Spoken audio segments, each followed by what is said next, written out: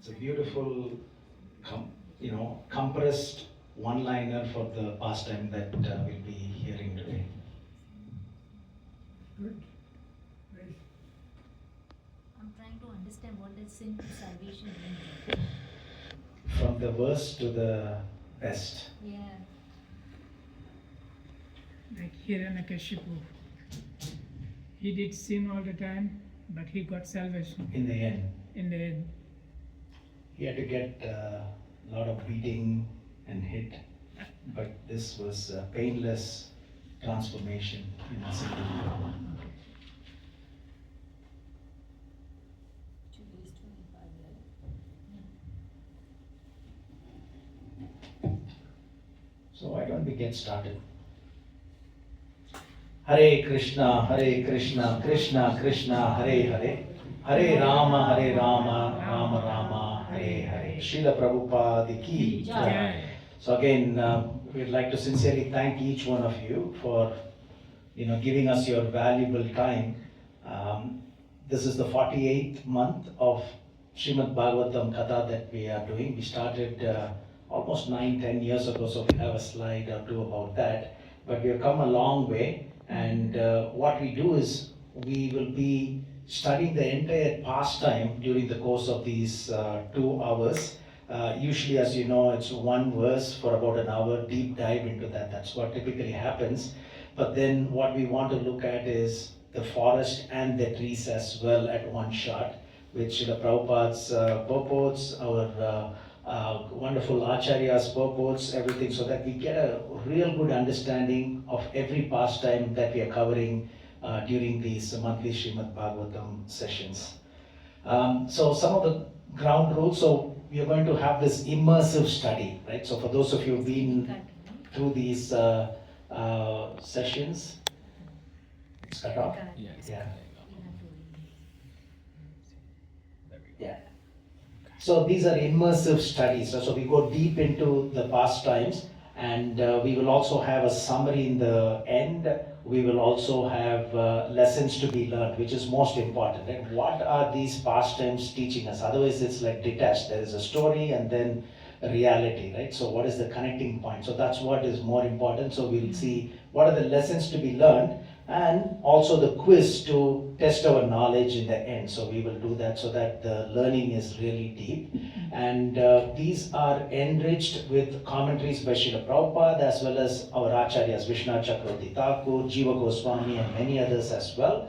And we have also taken wonderful gems from contemporary scholars and teachers in our Vaishnava tradition as well. So it's a comprehensive coverage of everything that we need to know for this well-rounded exploration of these pastimes. So all we request is, your attention. That's all we want, right? Your kind attention as we go through this, because it's a collaborative learning experience. You don't want the light? No. What that BMGV? What is the full form of that? Brahma Madhva Gaudiya Vaishnava Sampradaya. So we are from that Sampradaya. Sorry, yeah. Brahma Madhva Gaudiya Vaishnava Sampradaya. It just shows the pathway where we are and where it is started, right? So starting from Lord Brahma, then Madhvacharya, then Gaudiya Vaishnava, which is in the West Bengal, Chaitanya Mahaprabhu, and the lineage, and then Vaishnava Sampradaya. So we will be, benefiting immensely as we go through this, Srimad Bhagavatam classes.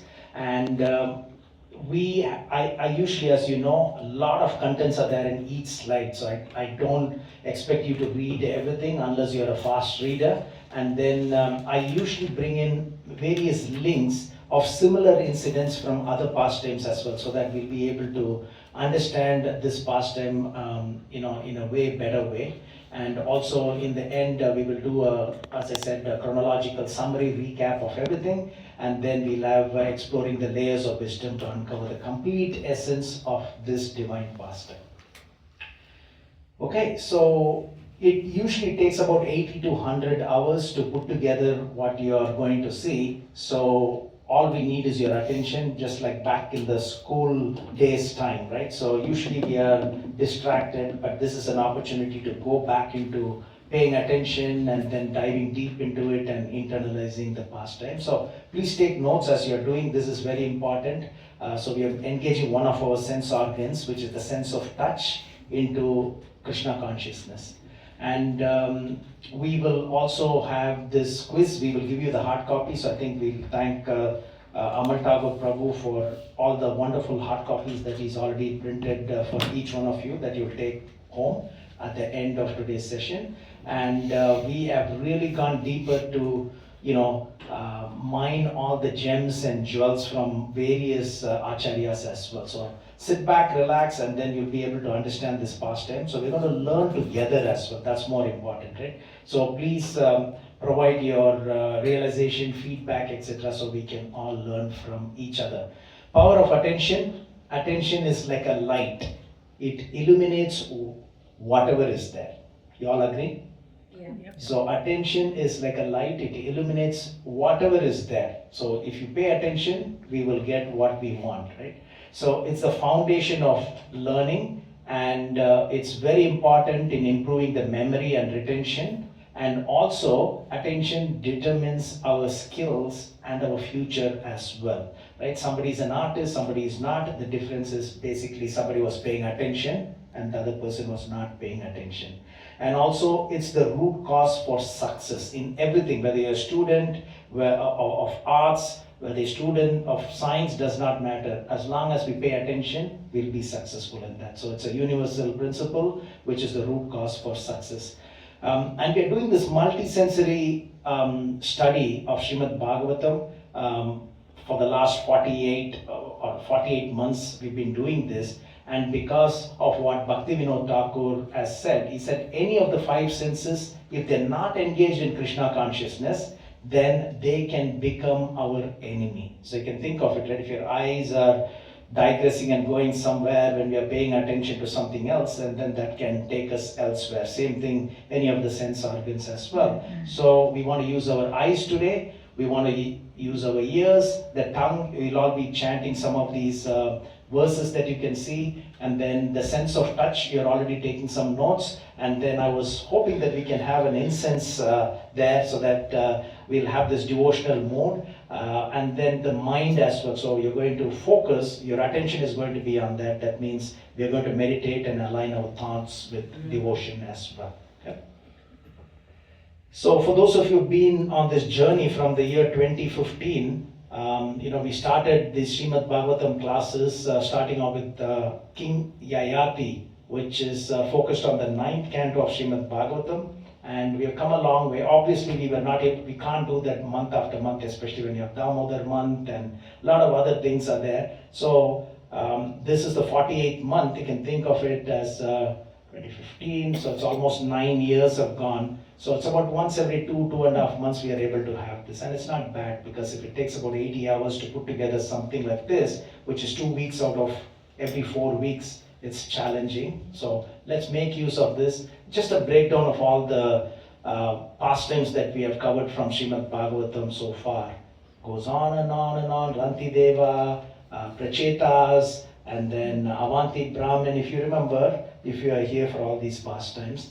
So there we are, 48th month, history of life of Ajamal. There you go. So that's sin to salvation in a single word. That's a beautiful title for this entire pastime of Ajamal, which is in Srimad Bhagavatam 6th canto, chapters 1, 2, and 3. So this is very important because there are a total of, we have covered 3,744 verses plus several others, right? So out of the 14,094 verses in Srimad Bhagavatam, even though there are 18,000 verses, it comes to 14,094 based on the Anushtup meter verses, or that's how it's counted. So we have covered over 71% of Srimad Bhagavatam pastimes so far. Okay, so that's a significant achievement by all of you to be part of this journey. I still have a long way to go, but we have covered a lot. So the foundation is there for all of us. So there are a couple of verses that we'll always put. It's always different for different Srimad Bhagavatam sessions, and this is when we need your help to read so that we all take part in this journey together. So I kindly request anybody who can, see from there very well, if you can read the translation of this from the scripture. Anybody? Yeah, go ahead. Padma Purana, Uttarakhanda 195, 29, 30. Can you all hear me? Little louder is good, and you can read from the scripture. Yeah. The scripture, which has 18,000 verses and is divided into 12 cantos, which is the conversation between Parikshit and Sukadeva Goswami, is the Srimad Bhagavatam. If somebody wants liberation from this world, to cut the tie of this material existence, he should daily study the Srimad Bhagavatam. Even half a shloka or even one line of a shloka. Wonderful. So it's a beautiful verse. So again, this is from Padma Puran. We normally may not read this from Srimad Bhagavatam, but here this is glorification of Srimad Bhagavatam from Padma Puran, where it is said that even if you read half a sloka or even one line of the sloka, guaranteed liberation, right? So that's easy. And here, all of us are going to spend at least 2 hours plus, diving deep into Srimad Bhagavatam. So one more verse from Padma Puran as well. Maybe somebody from here can read that. Just the English translation, the last line will do. Anybody? Go. We'll switch back and forth. All of you are going to get the opportunity. Without any doubt, Srimad Bhagavatam is directly Lord Krishna. Wonderful. So, without any doubt, Srimad Bhagavatam is directly Lord Krishna. So, and that's why we have chosen the Srimad Bhagavatam, as this scripture for us to understand deep, because it's non-different from Lord Krishna. So this is a legend in this presentation, black text and purple text and red text, this commentary by our acharyas. And the nomenclature, SB means Srimad Bhagavatam. When we say VCT, it's Vishwanath Chakravarti Thakur, etc. But there's not much of acronyms used in this presentation, especially today. So nothing to worry, but I will walk you through any difficulty that may be there. So again, the title that we have chosen today is Sin to Salvation in a Single Word, and this is the pastime, Ajamal's pastime from the 6th canto. It's actually 6.1, 6.2 and 6.3. So we'll cover over 130 odd verses in the next couple of verses. We're not going to go verse by verse, but the essence of this pastime without missing anything. Okay, so there is a benediction for all of us. Why are we here, on this cold Saturday? There is not just because understanding Srimad Bhagavatam will eventually take us back home, back to Godhead, but there is also a benediction that is given here. So anybody would like to read this, or maybe all of you can read this very quickly on a count of 1, 2, 3. Try to read it. You're using your tongue in the service of the Lord as well. 1, 2, 3. Because this very confidential historical narration has the potency Try to be together. Has the potency to vanquish all sinful reactions. One who hears or describes it with faith and devotion is no longer doomed to hellish life, regardless of his having a material body and regardless of how sinful he may have been. Indeed, the Yamadutas who carry out the orders of Yamaraj do not approach him even to see him. And giving up his body, he returns home back to Godhead, where he is very respectfully received and worshipped. So this is a slam dunk benediction for each one of us. Anybody who hears or describes with faith, right? So you may be describing this to someone else as well, or you're hearing it now. You would have heard that before, but now you're going to hear it much, deeper. So whether we have committed any sins or not does not matter. So none of the Yamadutas will approach the devotees who have heard this pastime or who have described this pastime, and also he'll be returning back home, back to Godhead. So can that be a benediction better than this, right? So this is a motivation for all of us to read and understand Srimad Bhagavatam. Not all the pastimes have got wonderful benedictions associated with it, but this particular pastime has got this wonderful benediction for all of you. So this is the start of this pastime. it doesn't go directly into this Ajamal's life and what he was and what he did. It doesn't go into that. So this is very important for us, because for the first, I think about 18, 19 verses is very important for all of us. So Maharaj Parikshit is asking or inquiring from Sukdev Goswami how a person who's committed lot of sinful activities can avoid going to one of the 28 hells. Yeah, in the 5th canto, the preceding canto to the 6th canto, there is the last chapter of the 5th canto has got a very gory description of 28 hells. It says, if you do this, you will be here and you'll be suffering this. If you do that, you will go to this place and you'll go through this suffering. It's very, very dramatic and very scary. So Parikshit heard this and he's saying, what can be done by those sinful personalities to avoid going to these deadly places? Is there a chance? How can they avoid it? That is why he's called as Paradukka Dukki, because Paradukka Dukki is one who's got no personal troubles, but he's very unhappy to see others in trouble. He doesn't want others to suffer. So he's asking, what can be done? They've already committed a lot of sinful activities, but is there something they can do to avoid this suffering in these hellish planets? Okay? So that's a Paradukka Dukki. Other person is struggling and he's trying to serve him, and others are also trying to do that. I picked this verse from the Bible as well, so maybe can you read this one from here? It's Corinthians. If one? Yeah, Corinthians. Yeah, Corinthians. Just okay. If one. 12.26. If one part suffers, every part suffers with it. If one part is honored, every part rejoices with it. Yeah, so that connects with that, right? So Yeah. beautiful verse from Bible, right? So if your hand is paining, the whole body is not happy, right? In a way, one part suffers, your whole body is suffering. So this is Paradukka Dukki. He's interested in others' welfare. Others' suffering means he's also suffering. So Maharaj Parikshit is asking. Now this concept of hell, I just put this. It's not just in Hinduism, as you know, right? So it's universal across all religious denomination. So I put some examples there. Christianity, right? So the differences are there, right? So maybe the suffering may be slightly different. Instead of 28, there could be more or less, etc. But and also the sufferings are supposed to be eternal in Christianity and in Islam as well. But if you do something bad, you go to hell and you suffer. So that's universal. So it's not just in Hinduism. Maybe the way of suffering is different, but it's still there. Same thing in Islam as well. So wicked people are punished there. Islamic scholars somehow believe that it's a place of purification rather than anything else. Even though they may be punished, but they're getting purified.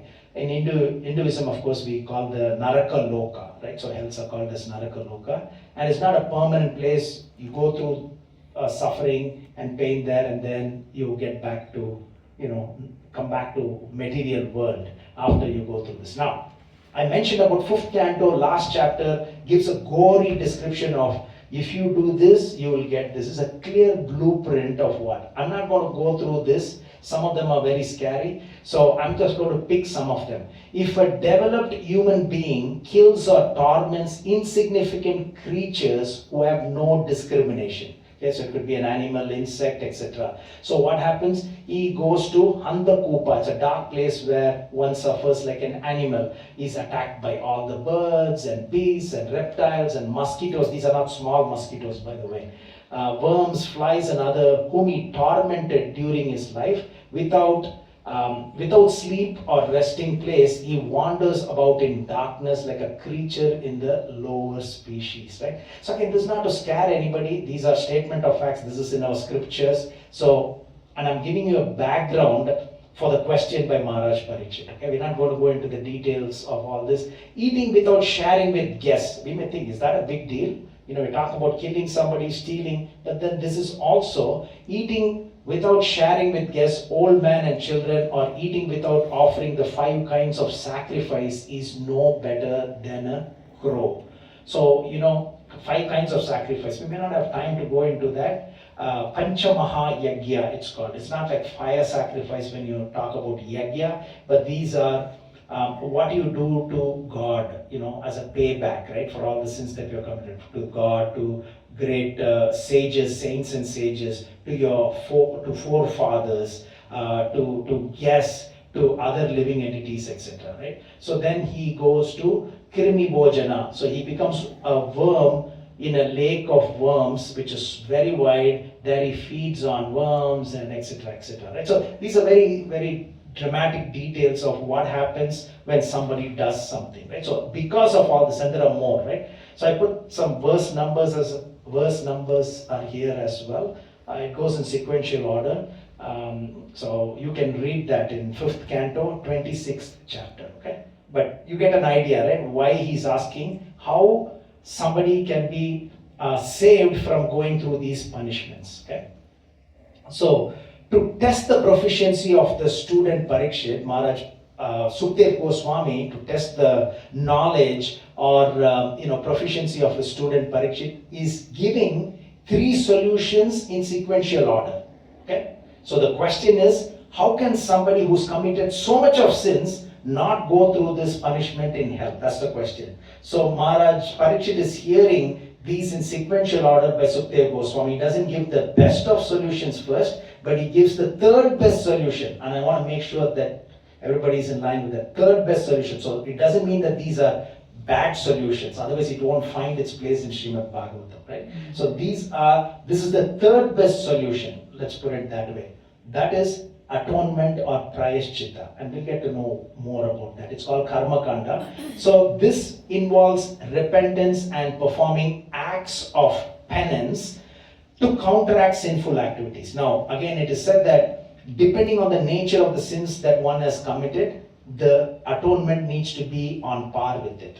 Smaller sins, small prayashchitta. Bigger the sins, bigger the prayashchitta. So we may not know what we have done in the past lives, etc. So it's always a challenge. How much is enough? How much is good enough, right?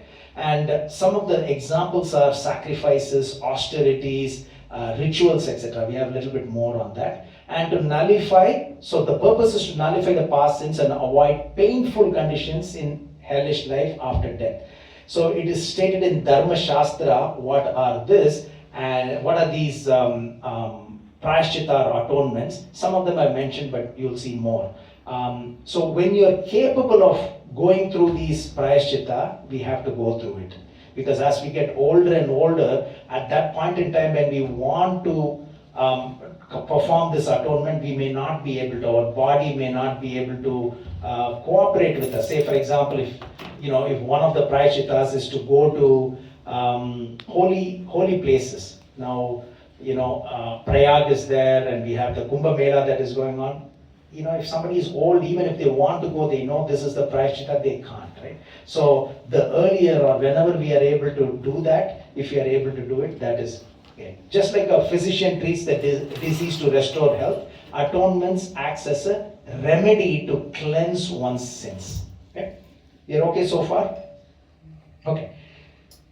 So you can see here, Maharaj Parikshit is not happy with it. He's saying this is like an elephant taking bath in water and coming and putting mud on top of it. Have you seen that? Okay. Yes. So especially for those of you from Sri Lanka, Gauranga Das Prabhu is there. This is very common in Sri Lanka. So there are a lot of elephants and the elephant takes wonderful bath, comes out and looks for mud and then he puts it, right? So they will repeat the sinful actions, right? So they can eradicate a big portion of their sinful acts that they have committed, but then the propensity to create more sins are still there. So that is why this is the 3rd best solution. It's not a bad solution, it's the 3rd best solution. So the act of atonement is compared to an elephant bathing in water to cleanse itself, only to cover itself from dust afterwards, right? So he's not too happy with this solution. Again, it doesn't mean it's the not acceptable solution, but it's not the best because the propensity to sin is always there. And you can see that in some religious tradition, there is also, they go and they apologize for what they have done, and then their sins are eradicated according to that faith.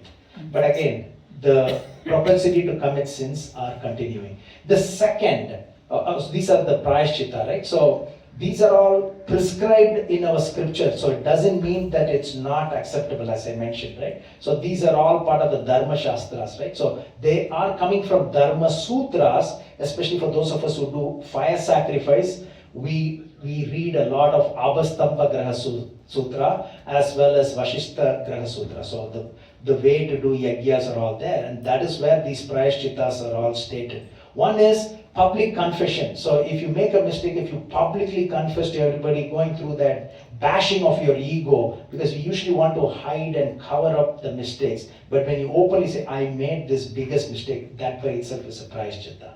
The second one is, he really repents for what he's done, right? He loathes the evil that he did, and he reminds himself that he'll never do that. And then pranayama.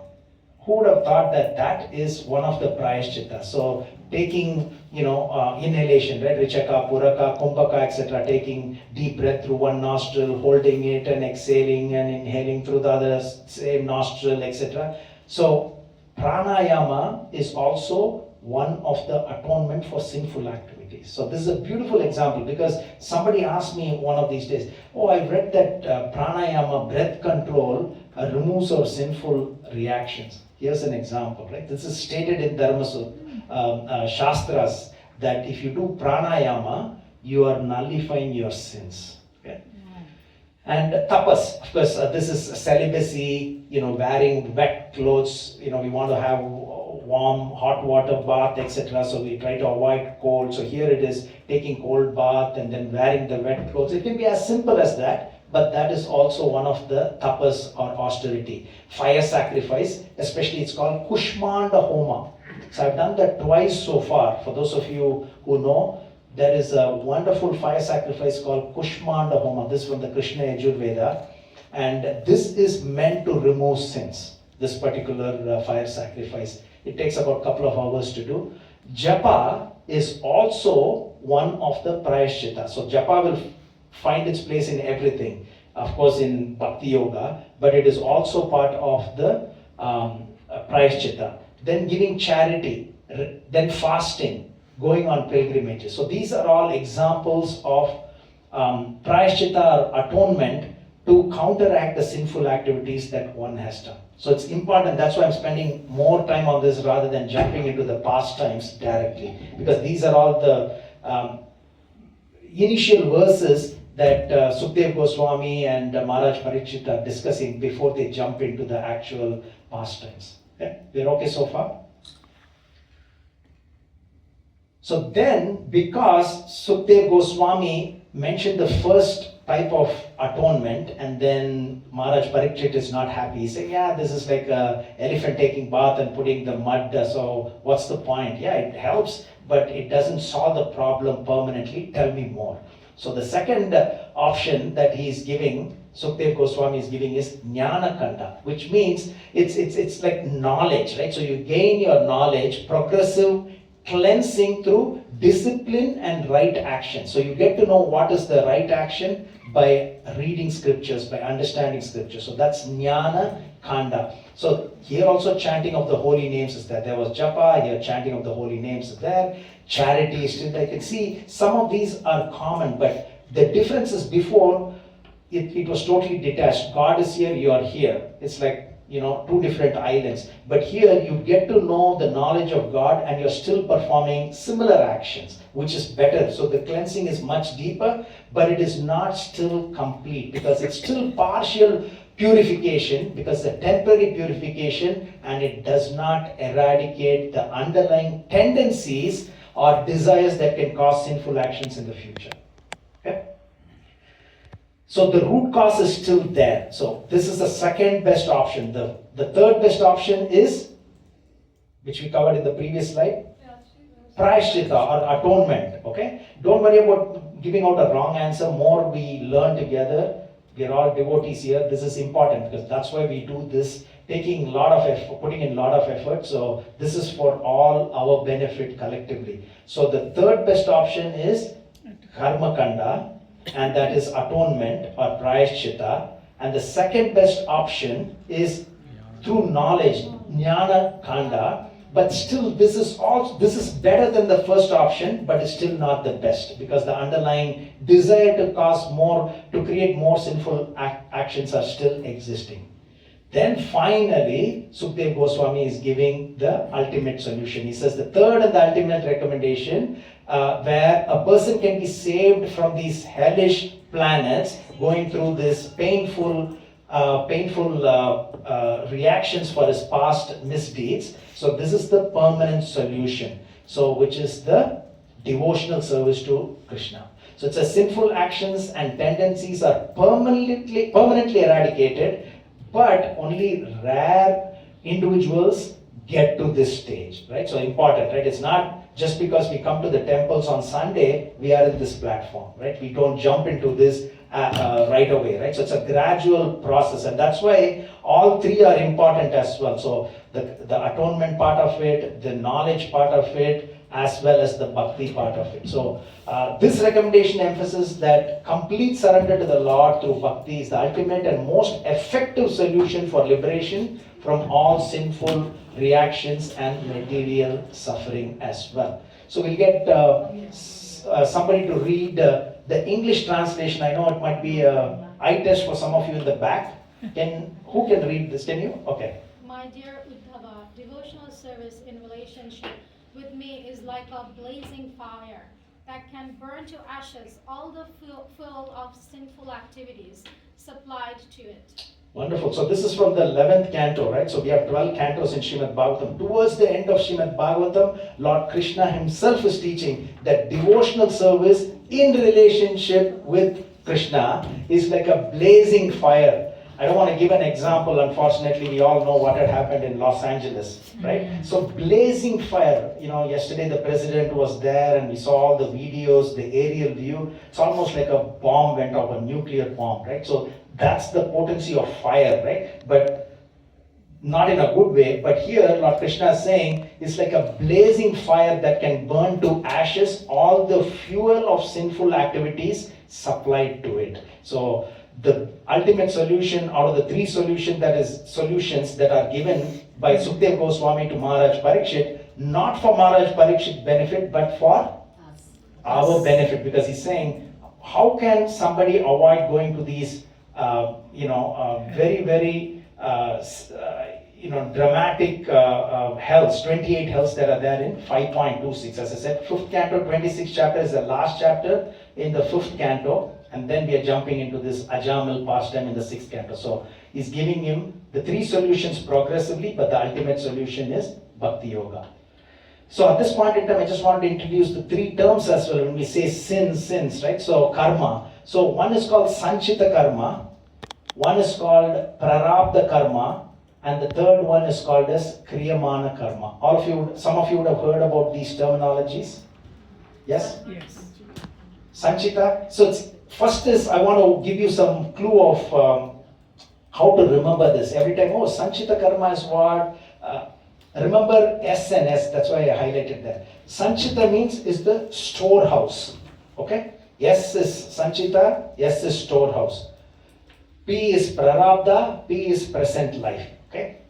I took a lot of time to put these examples together. Okay? So think of the first one. Grains in a silo. Silo? It'll be like this. You put something first, then you put something second, then you put third. What you put first comes out first, right? Then what you put second comes out. So that's a silo. And then the same examples in Prarabdha karma is good and bad grains that come out first are served. Okay? And then the Kriyamana karma is you get angry with that and you throw the bad grains at your wife or husband, right? Because so one is Sanchita karma is the accumulated storehouse of all the past actions and reactions, including those that has not yet fructified or manifested, right? And then Prarabdha karma is the portion of Sanchita karma that has started to bear fruit and influences the present life. And Kriyamana karma is based on what you're given in this life, based on your past actions and reactions. If you misuse it, That's what is Kriyamana Karma. So the actions you are performing now, that will create future results. Okay? Is that okay? Is it? Yes. So Sanchita, so take another example. Your bank account with all the loans and money, and the money that you have in your wallet is the Prarabdha Karma. So that is a Sanchita Karma, all the money that you have in the bank. The Prarabdha Karma is the money that you have in your wallet that you're spending right now. And then how you use that money that you had in your wallet, for good causes, bad causes, that's going to be the Kriyamana Karma that will create more of these problems. Take another example. There is a big water tank, for your house. That's the Sanchita Karma. And then water that comes through your tap now is the Prarabdha Karma. And then drinking the contaminated water without filtering or boiling, that can cause more problems in the future. Is that okay? I made it very simple because this is a little confusing for everybody. So took a lot of time to put these examples. Then you have a bookshelf full of 100 books. A bookshelf, or maybe let's say Amazon Prime, right? But then what you're reading now is the Prarabdha Karma. And then reading the book and you learn to perform good activity or bad activity. Okay? So that is your Kriyamana Karma. So raw materials for cooking is in your refrigerator, vegetables, milk, everything. That's your Sanchita Karma. And then the items you use for today's cooking, which is part of the Sanchita Karma, which is the Prarabdha Karma, are the vegetables that you take to cook now. And then if it is bad, if it is good, cooking and eating with spoiled items will cause you more karma. Hare Krishna. So again, we'd like to thank all the devotees who have joined us from so far away. We really appreciate it. Thank you. Hare Krishna. Yes. After a long time. Question. So, Sanchita Karma is everything you've done in your past life. Yes. Then Prarabdha and Kriyamana Karma, that's everything that's from the present life. No. So this is all from the past. From the past, the good and the bad. So it's not just the bad, right? So the Sanchita Karma is a storehouse of all the actions, good and the bad. So in this life, we get this birth as one person. So if I'm born, so I'm given part of what needs to be exhausted. That's a store. S is for Sanchita, storehouse. From that storehouse, part of that is given in this life. You will exhaust this or you will enjoy this. And as we are doing that, then we create more actions, which is the Kriyamana Karma. Okay? Now, this is one thing that is stated again and again in our scriptures. So if I don't have a beard and I have a lot of loan in the bank, okay? If I go and hide in the basement, will I escape? No. If I grow a beard and wear a different color, different outfit, will I escape from the loan? No. So sinful reactions find the sinner like the calf finds his mother. So there are 25 cows that are there. Okay, all are white color cows, similar cows. We can't find the difference. But you let go of the calf of that particular cow, it will find that particular cow. It knows the mother. So like that, the sinful reactions, it is said, will find the sinner. So it will come to us. And that's the reason why we are going through this pastime, to see how we can also benefit from this and avoid. So this is a particular purport in this pastime that is given. I don't want to spend too much time on this. It's a little technical. Bhakti can be devotional service that continues incessantly, which means never stops, with faith and love. But then we also have devotional service that does not continue incessantly, but it's sometimes awakened. Maybe some of us are in that platform, maybe not here, right? And within that itself, we have devotional service in which one is almost attached, but one likes the constitutional position of serving, the no spontaneous love. But the last one is the slight glimpse of devotional service. So it is said, even if you have the slight glimpse of devotional service, all the fog of sinful life is immediately vanquished. So we may not have that every time we come to the temple or every time we chant, but there will always be moments when we are in the zone. Some sportsmen you have seen, they are in the zone. So if you are in the zone, even in that slight glimpse of devotional service platform, then the sinful life is immediately vanquished. There's a beautiful one by Jiva Goswami. It's in 6.1.15. But I put it in a pictorial format. It's a long one, but it's easy to understand this way. I don't know whether we can hear the audio. It's a beautiful verse. So devotees never see Yamadutas even in their dreams.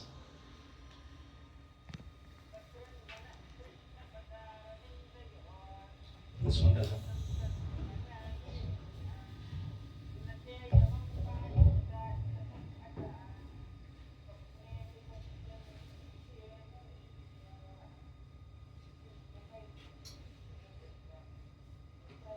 So the audio is it's not coming through the laptop, but it's coming through that. But basically, this is Gauranga Darshan Prabhu. So he comes up with wonderful books and lectures, etc. But I wanted him to chant this beautiful verse. Shakrinmana Krishna Padaravindayor Niveshitam Tat Gunaragi Yairiya Nateyamam Pasha Britascha Tat Bathan Swapnepi Pashyantihi Chirna Nishkritaha.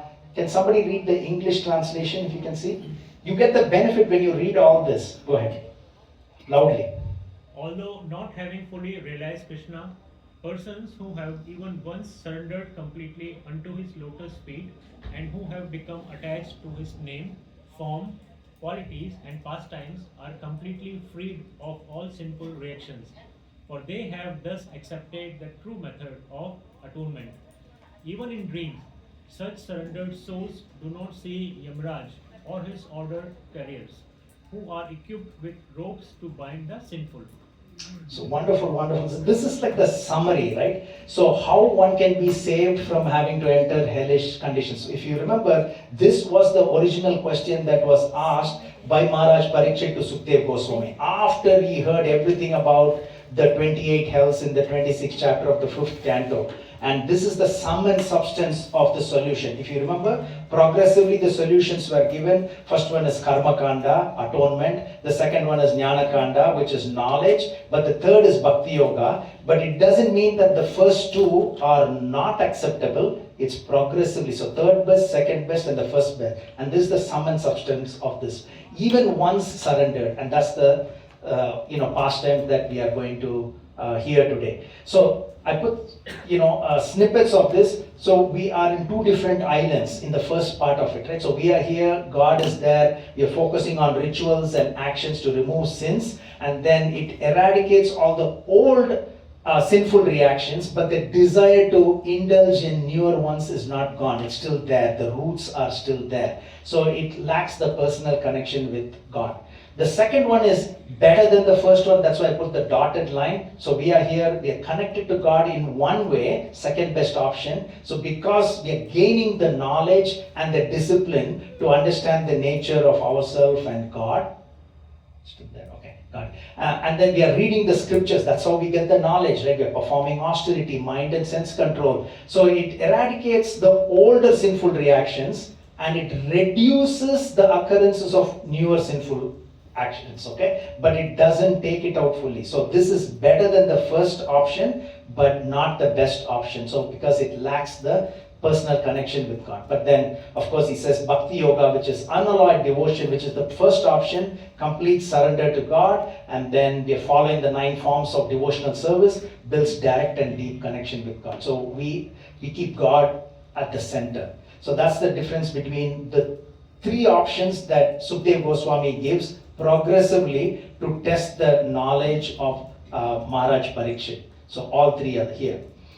Now, if we keep Krishna in our centers, this is an important purport to show why the other 2 are also part of the solution but not the permanent solution. Maybe we'll hear from Mother Padmakshi who just joined us. A nice purport there, just the purport. Yeah. Srimad Bhagavatam 6.1, 1.18. To take advantage of the methods of atonement, one must be at least somewhat devoted. Otherwise, there is no chance of one's being purified. It is clear from this verse that even those who take advantage of Karma Kanda and Jnana Kanda but are not at least slightly devoted cannot be purified simply by following these other paths. The word Prayaschittani is plural in number to indicate both Karma Kanda and Jnana Kanda. Wonderful. So again, we need to be devoted to have the impact from prayaschitta practices or from spiritual knowledge that we gain. But we know practically, spiritual knowledge is the foundation, because only from the spiritual knowledge we get to know what are the karma kanda activities that we can take part in, and also what is bhakti yoga. So knowledge is very important. That's why all of us are here to collectively understand more from Srimad Bhagavatam, right? So which is also knowledge. So karma kanda provides immediate but superficial relief, right? I put an example: a diabetic patient stops eating sweets, okay?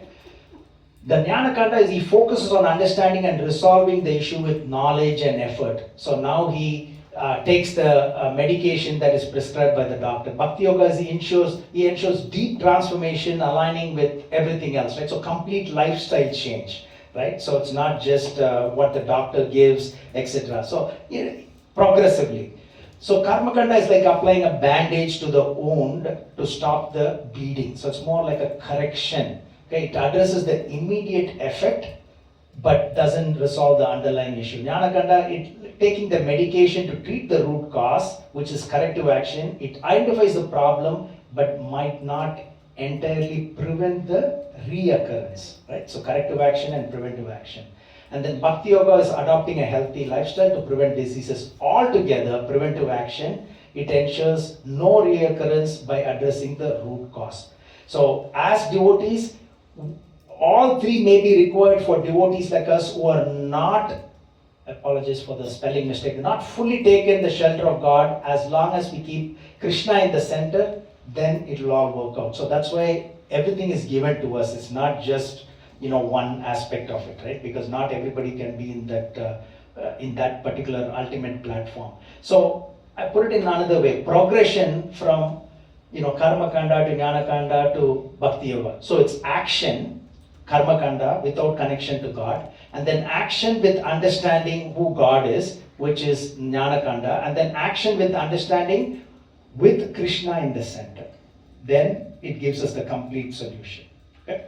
This is a famous verse. Devarsi bhutaptrinam pitrinam na king karunayam rinicharajan sarvatmanaya sharanam sharanam gato mukuntam pariritya kartam. Maybe we'll get one more devotee who has not read. Yes, Prabhu, go ahead. From here.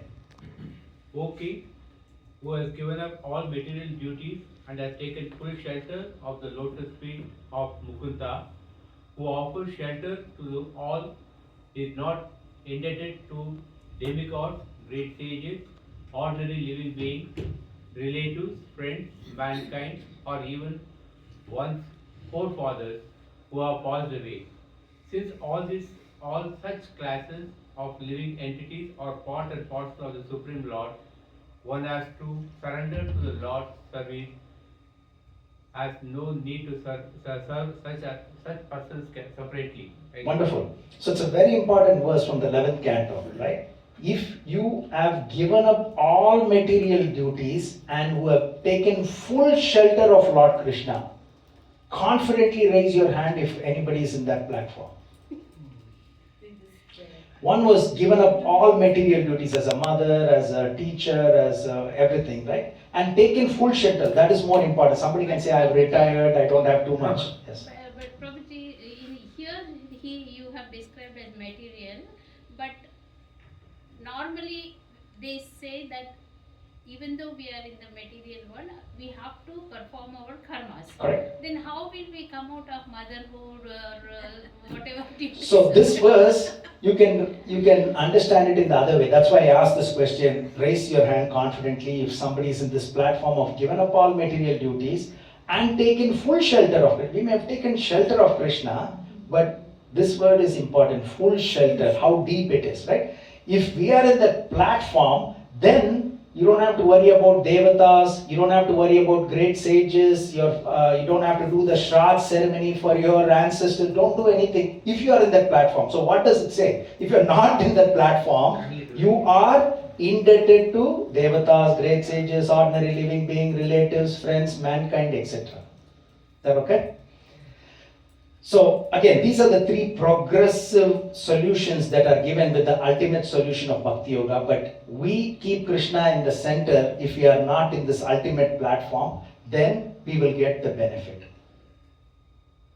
Okay, so that's the first 19 verses in this 6.1. It sets the foundation, right? So again, just to summarize for those of you who joined us a little late, the pastime starts off with a question by Maharaj Parikshit. He's asking Sukadeva Goswami, after he heard the gory details of the 28 hells that are in the 26th chapter of the 5th canto of Srimad Bhagavatam, which is the preceding chapter to this Ajamil pastime. And the title of this pastime that we have given is Sin to Salvation in One Word. It's a beautiful comprised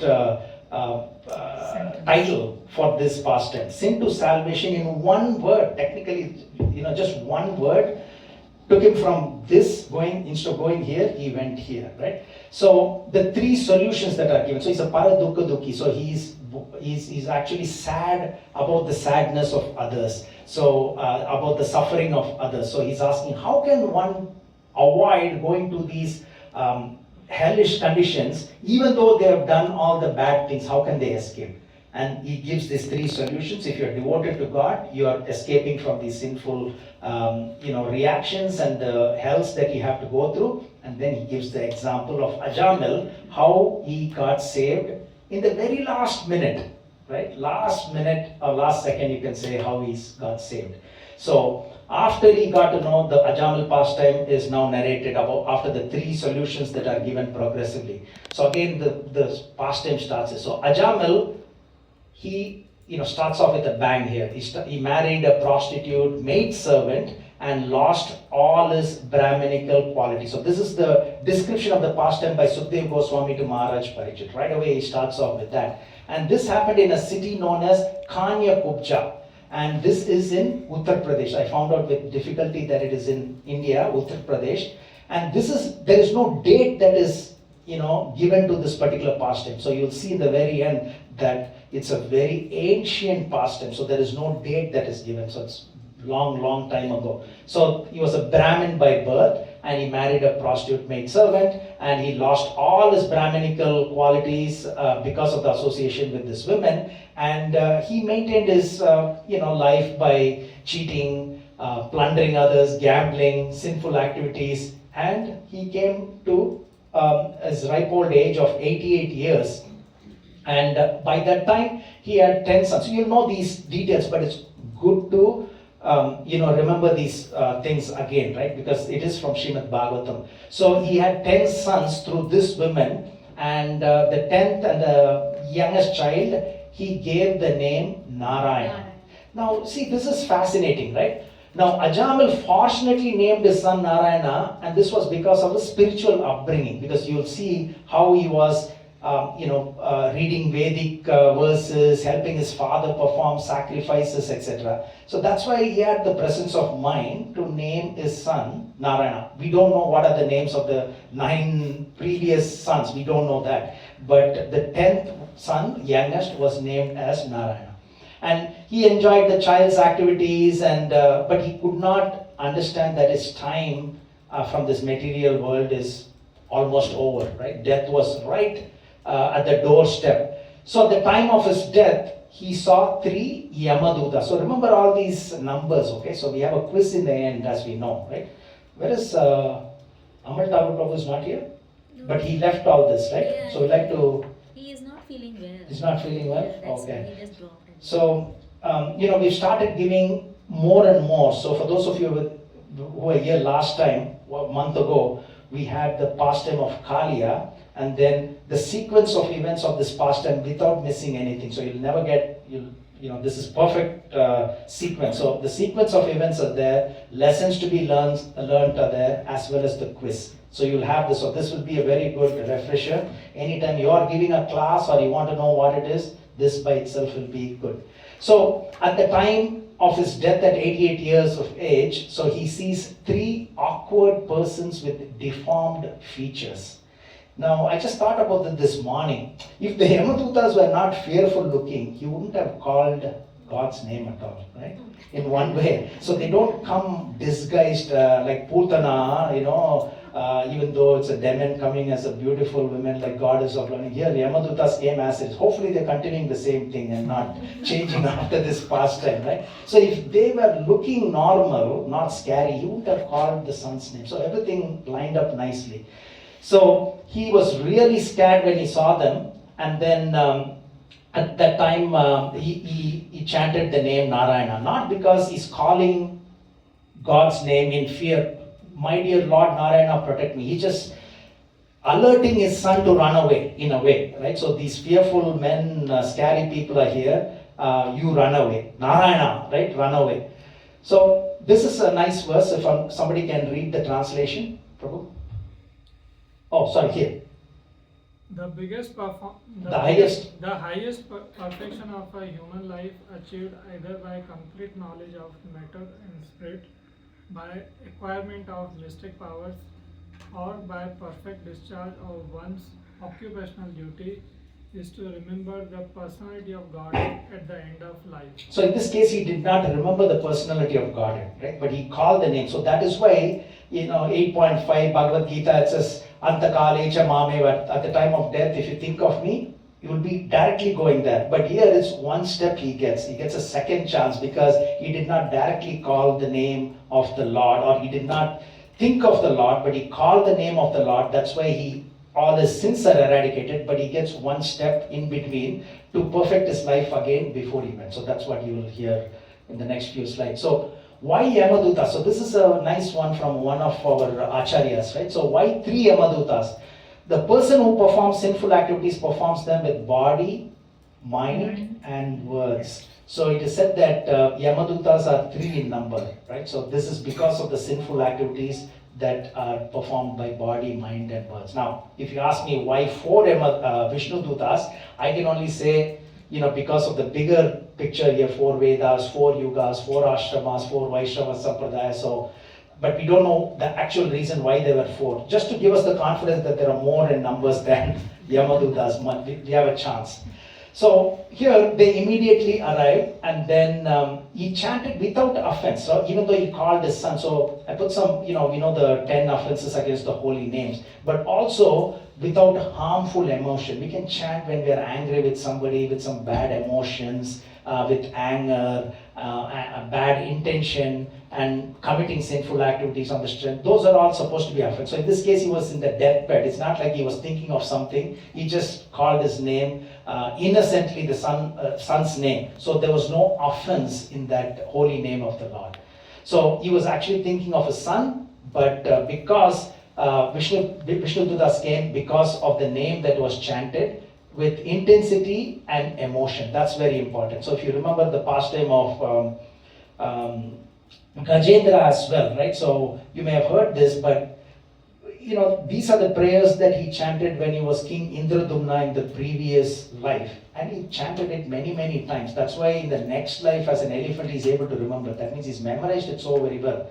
He chanted it so many times the previous life, but he did not see God face to face, right? But here, because of the emotion, helpless condition, when the crocodile was, trying to kill him, he chanted with emotion the same prayers that he chanted many, many times. So the key is the intensity and the emotion. That was sufficient to cleanse all the sinful activities because he chanted indirectly the name of Lord Narayana, even though he's calling his son.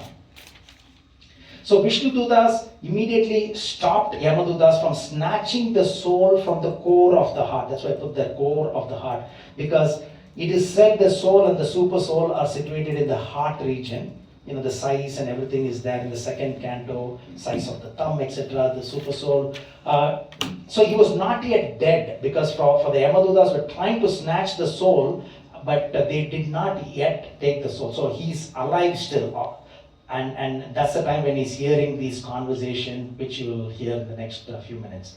So the Yamadutas asked the Vishnu Dutas, who are you to stop us? We are just doing our duty, right? So we are like the cops are trying to arrest a criminal and someone else is saying, no, you cannot arrest, right? They are doing their duty. Who are you to stop us? That's what they are asking.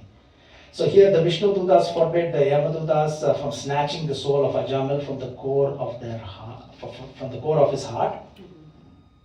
I can see a couple of different pictures. So these are the beautiful description you'll see of Vishnu Dutas as well. And this is the description, right? Garland of lotuses, yellow silken garments, attractive helmets, hearing on the ears, 4 long arms. So that's important, right? So the Vishnu Dutas are exactly looking like Lord Vishnu, 4-arm form, not Krishna's form, 2-arm form, but 4-arm form. That will be one of the quiz questions, I think. Okay? So he's asking why. And the Vishnu Duta spoke the following words in the voice as deep as sound of rumbling cloud. Have you heard of sound of rumbling cloud? Yes. Thunder, yes, but not the cloud. But this is very, very often quoted in Srimad Bhagavatam.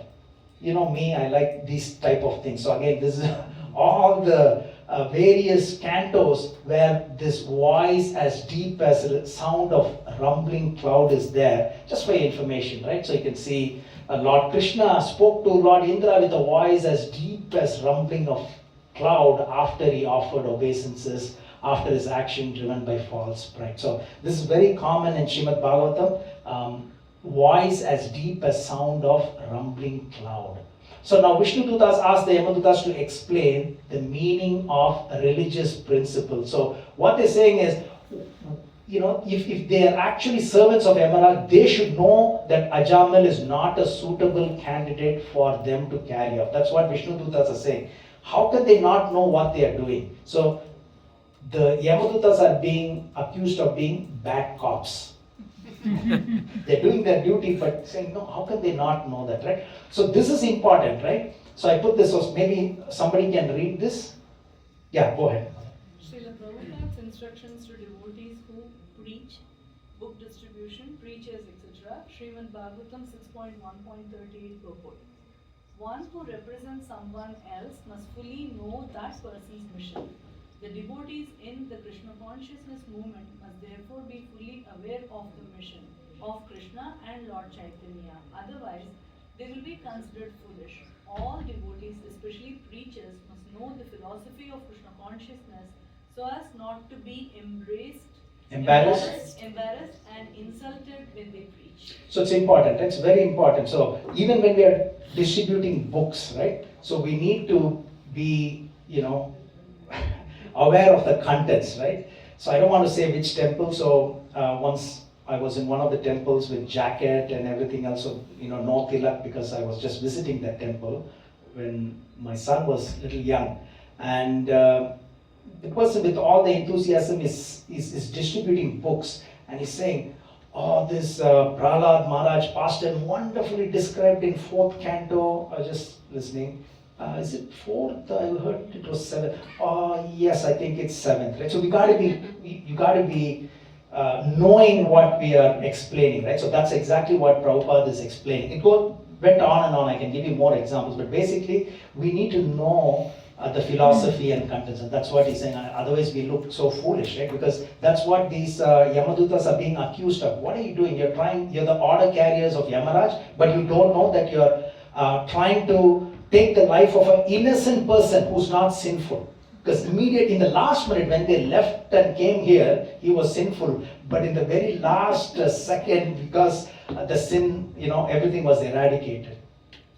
So Vishnu Dutas asked the Yamadutas as to who are the actual candidates for punishment. So who are the actual candidates for punishment? So who are actually candidates of punishment? We can hear from some of you. Sinful activities, sinful personalities. But yes. Gambling, intoxication, right. illicit sex, there's a lot more. Right.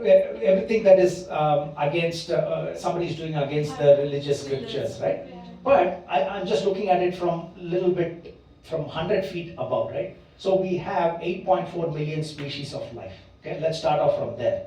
8.4 million species of life. Before that, 3/4 of living entities live in the spiritual world. That means they are liberated, there is no sinful actions for them. Okay? Everybody's okay with that? 3/4 live in the spiritual world. We have heard this again and again, right?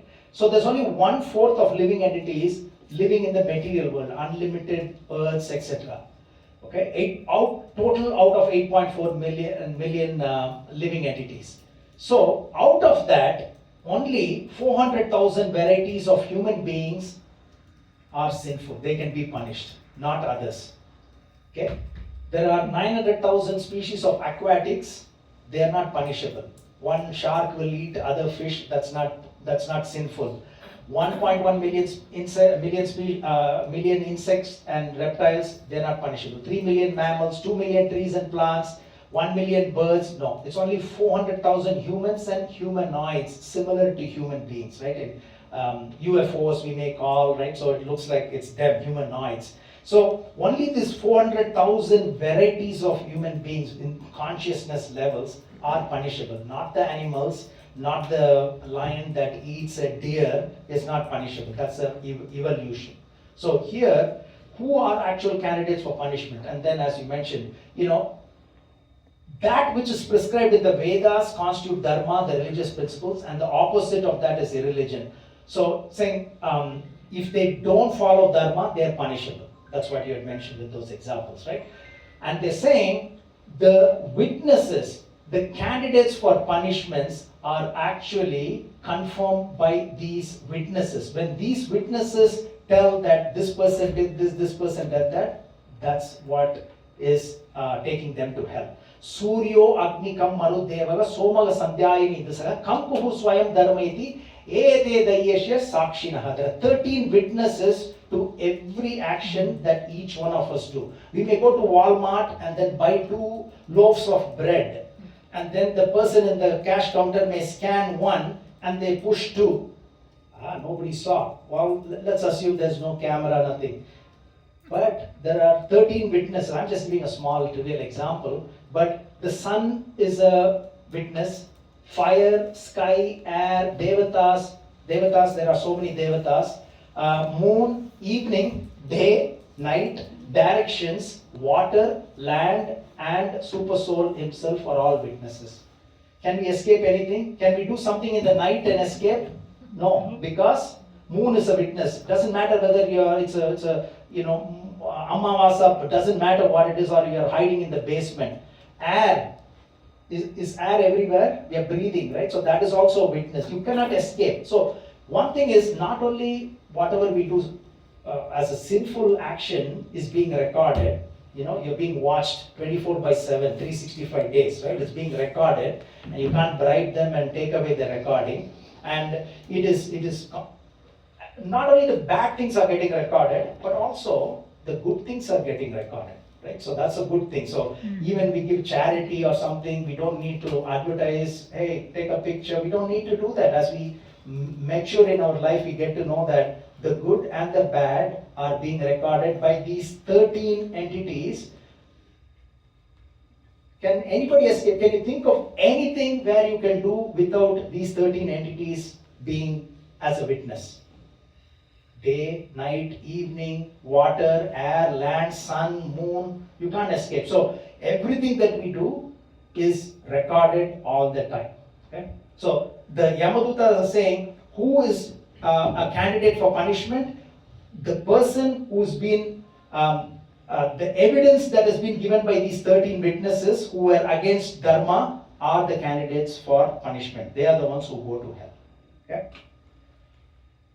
The Yamadutas explain the earlier life of Ajamil, right? So we heard it was by his upbringing that he gave the name Narayana to his 10th son. Right? Otherwise, he wouldn't have given that name. So here he was executing all the Vedic injunctions. He was very truthful. He knew how to chant Vedic mantras, and then guests and elderly people, everybody he gave so much of respect. Parents, he was married. He had a great wife.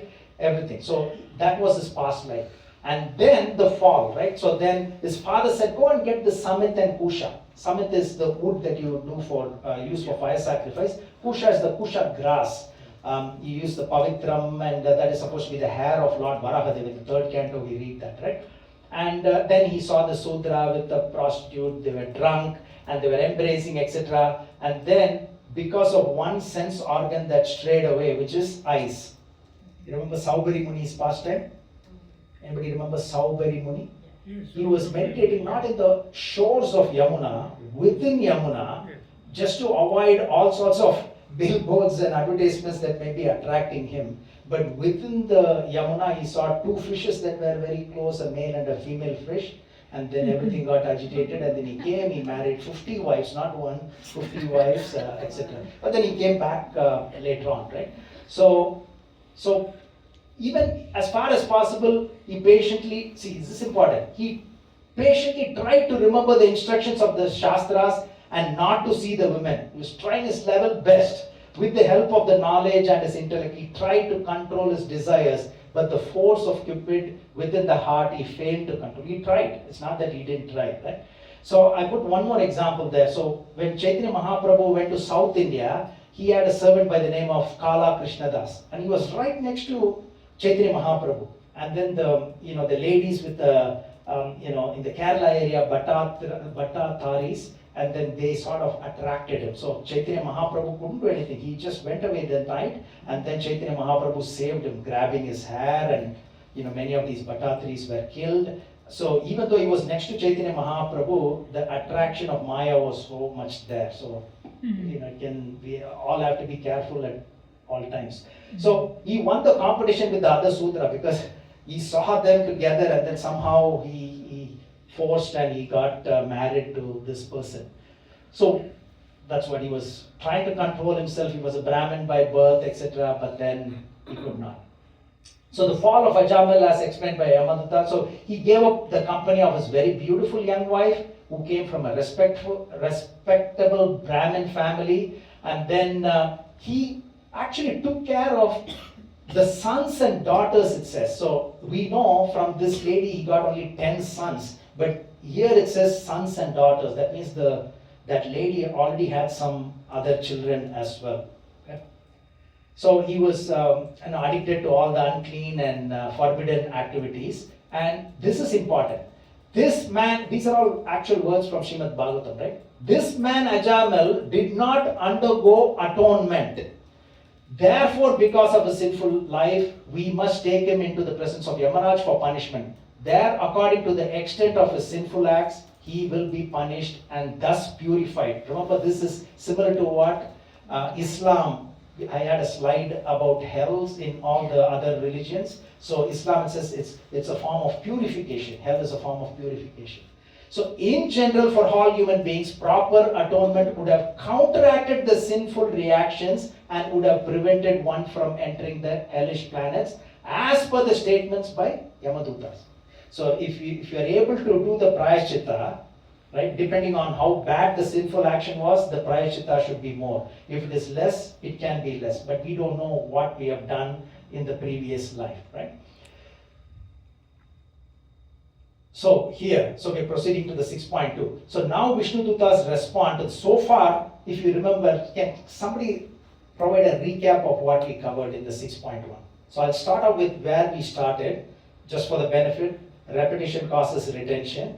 So we start, the pastime starts right after 5.26, which gives a gory description of the 28 hells. And then Maharaj Parikshit, being a Paradukha Dukhi, is asking Sukdev Goswami, what can be done by the sinful personalities, even though they have committed all the sinful reactions, how can they avoid going to one of these 28 hells and suffer? And then the three progressive solutions that are given by Sukdev Goswami is atonement. The second one is jnana, knowledge through knowledge, and the third one is bhakti.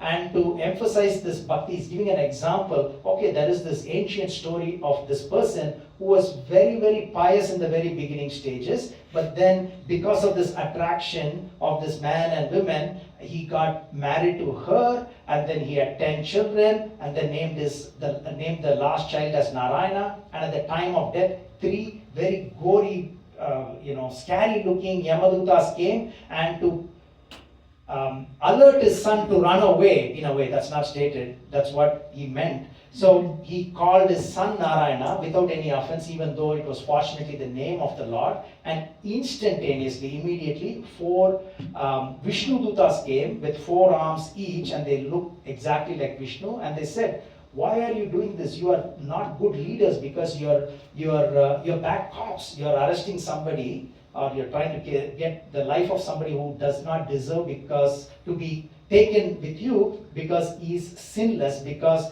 the moment he chanted that one word, he's completely free. Okay. So now Vishnu Dutas are continuing. So they're saying those in charge of maintaining, so this is what they're accusing them of bad cops or crooked cops, and then there are similar verses, right? So I put the 6.2.4 which we are reading, and then Bhagavad Gita 3.21. Maybe we'll get Mother to read the two. What about the Sanskrit verses? The actual Sanskrit verses, sorry Prabhu, I should have got it. Next time I'll definitely get it. You can read this. Would you be able to? I can read it, but in I know, in Sanskrit, I know you like to read Sanskrit. Yes. Yeah. Transliteration, will that be okay, or Mother can read? Okay, let me read. Go ahead. For me, Srimad Bhagavatam 6.2.4. The mass of people follow the example of a leader in society and imitate his behavior. They accept as evidence whatever the leader accepts. The same in Bhagavad Gita 3.21. And the Sanskrit verse is good. Yeah. Yad Yadyad acharati srishtaha tattad eva tarujanaha sayat pramanam kurve lokastadanu vartate. Whatever action a great man performs, common men follow, and whatever standards he sets by exemplary acts, all the world pursues. So he's saying you, Yamadutas, are leaders. In a way, they are leaders. But so you're not doing the right thing. Because you're not doing the right thing, others will follow you and follow the wrong thing that you're doing. Right? See the similarity in the 6.2.4 and this 3.21, right? Second line, is there any difference? Second line, is there any difference? No. So first line, slight difference, right? So the meaning, sum and substance is the same. So you'll have some verses like this that are almost similar in Bhagavad Gita and Srimad Bhagavatam, 6.2.4 and 3.21.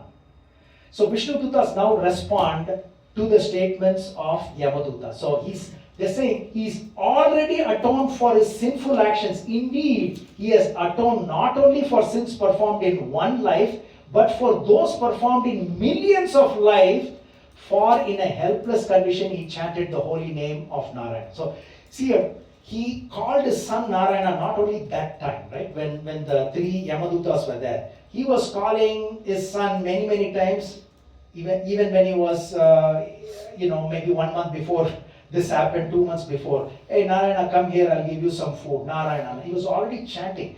But here what is quoted is, every sin that he had done in millions of lives, not only in this life where he was not taking care of his wife, his parents, performing sinful activities, but whatever he did in millions of lives is gone because that once he helplessly chanted the name of Narayana, once. So it's not talking about other times, even though he chanted Narayana's name in other times as well in this lifetime, but in that helpless condition that he chanted. So even previously while eating and other times, this Ajamal would call his son, my Narayana, come here, come here. But the key is that one last time that he had called with emotion, devotion, etc. So this is a great reason. Maybe we'll get somebody to read this, if you can read this. A great reason to name dear ones with holy names. In ISKCON's initiation ceremony, name is changed for this reason. With or without knowing the meaning, or even not knowing that it is the name of the God, God's name produces the effect. It did not matter that he was calling his son. The name itself was effective.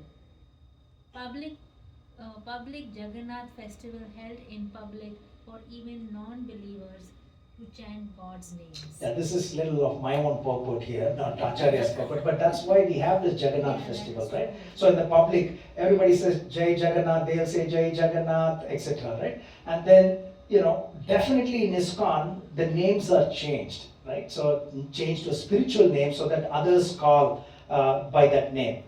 For example, Mother Padmakshi, Mother Padmakshi, right? So lotus, there's some direct name of God or description of pastimes of God, etc. Right? So that's what is needed here, and that's what saved his life here. So this is important. So maybe Prabhu, can you read this? It's important. So take your time, but loudly. The chanting of the holy name of Lord Vishnu is the best process of atonement.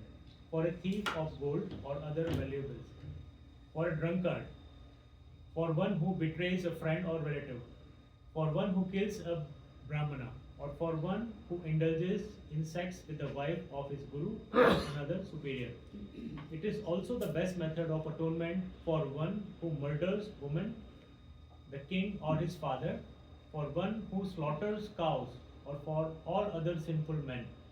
Simply by chanting the holy name of Lord Vishnu, such sinful persons may attract the attention of the Supreme Lord, who therefore considers, because this man has chanted my holy name, my duty is to give him protection. Wonderful. So, in a way, all these descriptions are here. What is that for? Chanting of the holy name is the best process of atonement for all types of sinners. That's what these examples are given, right? For everyone in this world to undo the damage and to get protection. Yes. It's a very good point. When people go to distribute Bhagavad Gita, to people, so even if the other people respond, chant the name of Krishna, he get benefits for him. Absolutely. Yes, Prabhu. But Prabhu, here it's mentioned that only in the helpless condition. Mm-hmm. So if someone is chanting but not seriously or not in helpless condition, it will not benefit that much, right? But it will benefit for sure. So Prabhupada has repeatedly said, right, when you're chanting, it should be like a child crying for the mother, right? Like in a exhibition or something, the child is lost, mother, mommy. When, in the examples that we gave as well, in Gajendra pastime, that was a helpless condition. Draupadi, helpless condition, right? So these are all helpless condition, guaranteed, right? So there is no doubt. So is danger a prerequisite to get liberation? In a sense, to be in that. World is danger. Yes, but Right? so that's yes. Right? Every step is a So it is a blessing. Somebody is in a job, suddenly they lose the job. Then you have no choice but to cry, right? So you will always, you do a up, the curve, bell curve, right? In statistics, right? You see, on a daily basis or even an hourly basis, it will never be like this, right? Up, down, more of down, little bit up, more of down, like this, right? So your chances of chanting with that emotion and that, like a child crying for the mother, is more, So danger is an opportunity by God. Absolutely, we think it that way. Danger is a springboard for us to, chant the name in that mood and devotion. Sorry. So all the chanting we do, like for finishing our rounds, is not valid. It is how we chant those rounds, right? So it is the devotion. The devotion will always be there whether you are in that helpless condition or not, right? Why would we not chant with devotion, right?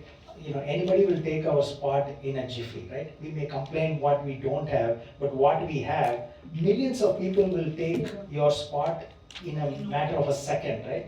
We can complain all this, that, but we have a life, we take things for granted, right? So in the morning we wake up, we have to be in the consciousness of mortality, right?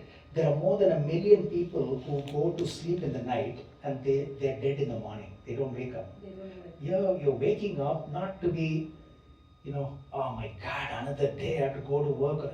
You're alive. Look around, your son, daughter, father, mother, they are alive, right? That by itself is a cause of celebration, right? So that in that mood we are chanting, right? Thank you for giving everything, not because I'm going to be in trouble. When I'm in trouble, I want to chant. That is there, you will chant automatically. But based on what we already have, it's we have to be grateful for what we have, right? So that is the normal chanting. Thank you for everything that you have given to me, which I don't deserve, because the same thing, if someone else was in my place, that's what we need to think. If someone else, I'm a doctor, I'm an engineer, if someone else was given the same opportunity that was given to me, they would have done way better than me. Right? I don't deserve this, I'm not qualified for this. Thank you, Hare Krishna. Right?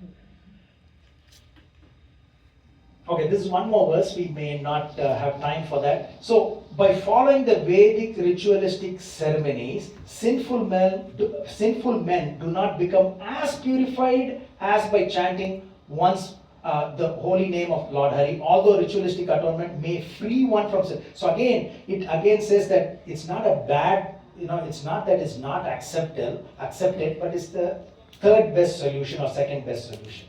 Okay? But if you are in bhakti, then you can do that, then everything is dovetailed to Lord. Okay, this is another verse. Shinvatam Swa Kata Krishna Punya Shravana Kirtana. So here it is said, Lord Krishna, the personality of God, who is Paramatma in everyone's heart, and the benefactor and the truth of the truthful devotee, cleanses the desire. Remember, we talked about the prayashita does not clean up the desire that is still there. The root is still there, right? So here it is said, Krishna is in the heart of everyone and cleanses the desire for material enjoyment from the heart of the devotee who has developed the urge to hear the messages. So today is a message of Lord Krishna. All of you are here to hear this message directly from Srimad Bhagavatam, right? So which are in themselves virtuous when properly heard and chanted. So beautiful verse from 1 to 17. So devotional service cleanses the desire for material enjoyment, removes the propensity to sin again after sinful reactions have been burnt. Okay? So here at the time of death, Ajamil helplessly and very loudly chanted. Another one is very loudly. So, whether we have to chant in the mind, which is all powerful, right? Different. But in this case, he chanted loudly, and that is what is mentioned by Vishnu Dutas themselves, right? At the time of death, this Ajamil helplessly and very loudly chanted the holy name of the Lord. So Lord Narayana is also name of the Lord. Right? So Hare Krishna Mahamantra, Narayana, then Om Namo Bhagavate Vasudevaya. These are all. Lord is unlimited, so his holy names are unlimited as well. So that chanting alone has already freed him from the reactions of all sinful life. It doesn't say some reactions, all sinful life. Therefore, O servants of Yamaraj, do not try to take him to your master for punishment in hellish conditions. So I put this here, 8.5, Antakalecha Mameva. So whomsoever at the time of his life, at the end of his life, quits his body remembering me alone, at once attains my nature. Nature means going back home, back to God. Of this, there is no doubt. So in this case, did he actually quit his body remembering Lord Narayan? Yeah. No, he did. He was just trying to alert his son to safeguard him, There's right? a question, Prabhu. Yes. We are saying names of Krishna, holy names should be chanted aloud, that is acceptable. But the people who talk in other sampradayas, they say mantra. If there is a mantra, if it is given by your guru, it cannot be chanted aloud. It should be chanted soft. That is what they say. Why do we say, with respect to Mahamantra, we say we should chant loudly, and all the ants and all the unseen creatures also should get the benefit and all we are saying? So if you see, even in, that is, we have 4 sampradayas, right? So we have Sri Sampradaya, different sampradayas. In our sampradaya, this is what we follow, what Haridas Thakur has given us, right? So Haridas Thakur, it is said out of the, X number of rounds, 174 rounds or something that he was chanting, he was doing that in different, like 1/3 of it in mind, 1/3 like that, right? So it is, but he himself says that when you chant, as you rightly said, when you chant loudly, others will hear and they will also benefit. Whereas when you do, but it is said when you do it in your mind, it is very powerful. Exactly. Definitely very powerful. Right? Even in the 7th canto, in the longest purport in Srimad Bhagavatam, in the 9 forms of devotional service, Prahlad Maharaj is instructing his father. In the purport, if you see, there is a story, if you remember, right? There was a Brahmin who, there was a person who walked, and then there was a pravachan that was given by Brahmin, and he said, yeah, even if you offer something in your mind, and then he offers, he's a beggar almost, doesn't have anything, and then he offers in the best golden plate, closing his eyes, that pastime, right? All the spoons, everything is in gold, and then he makes some sweet rice, and then he puts his finger, nothing is there. In his mind, he puts his finger and he takes his hand, as though it was really hot, and then Vishnu smiled, and then Lakshmi asked what it is, and then he asked the Vishnu Dutas to get him back, right? So anything in the mind, spiritual activity in the mind is very, very powerful. But in our sampradaya, for everybody to benefit as well, that is why we do the public sankirtan, right? Why do we do that? When we chant in the public, others are hearing and they repeat sometimes. That's why it is said, like, Shravanam, Kirtanam, Smaranam. Yeah. Shravanam. You see, here. Hearing. Kirtan, we should do Kirtan also. And then Smaranam. That's very important. So all the three are important. So definitely chanting in mind is very powerful when we do that, but we do that for being a paradukha dukhi. Yes. I think like a comment on that, it also depends on which mantra, because there are certain mantras given to certain people. For example, Gayatri mantra, it's actually sinful for non-Brahmins to say the Gayatri mantra. Only Brahmins who have the second initiation can. So it also depends with whether Hare Krishna Maha Mantra is for Sankirtan. So anyone can say it, it's for all our benefit. But there are certain mantras that you can't announce it or say it loud, because other people, if they say it in the wrong mindset, it's sinful. It's going to cause sin. So that's why. You are doing with a open heart, with very pious mind, and you see clean mind, there is no harm, It's like the other people, we have to elevate ourselves. Yeah. And if other people, there are many people in the world who are more materialistic. So That's absolutely right, Prabhu. And thank you for that point. Again, it is based on the sampradaya that we are in, because in our sampradaya, there are certain mantras that can be chanted loud. Second initiated devotees, we get a set of Gayatri mantras that we don't chant. It's only internal mental chanting as well. yeah, that's All great points, thank you. So here, if he was thinking of the Lord, he would have gone back home, but he was thinking of his son. But because he was chanting the name of the Lord, it overpowered, even though he was actually thinking about his son. So one who chants the holy name of the Lord is immediately freed from the reactions of unlimited sins, even if he chants indirectly to indicate something else. In this case, it's son, jokingly, for musical entertainment or even neglectfully. So this is from Srimad Bhagavatam, right? So the reason to have outdoor Sankirtan, to have Jagannath parade, is for this reason, for everyone to benefit unknowingly. Okay? So it's important. So, these are all the things that we need to connect with what we are doing, right? So it's not like Jagannath festival or Rath Yatra is detached from this. It's all coming from these scriptures, right? And why we are changing why the name is changed when somebody gets initiated. Because of this Ajamil pastime, this why we are chanting every day 16 rounds, etc., etc. Because of this pastime. You see the connection between the pastimes and what we do.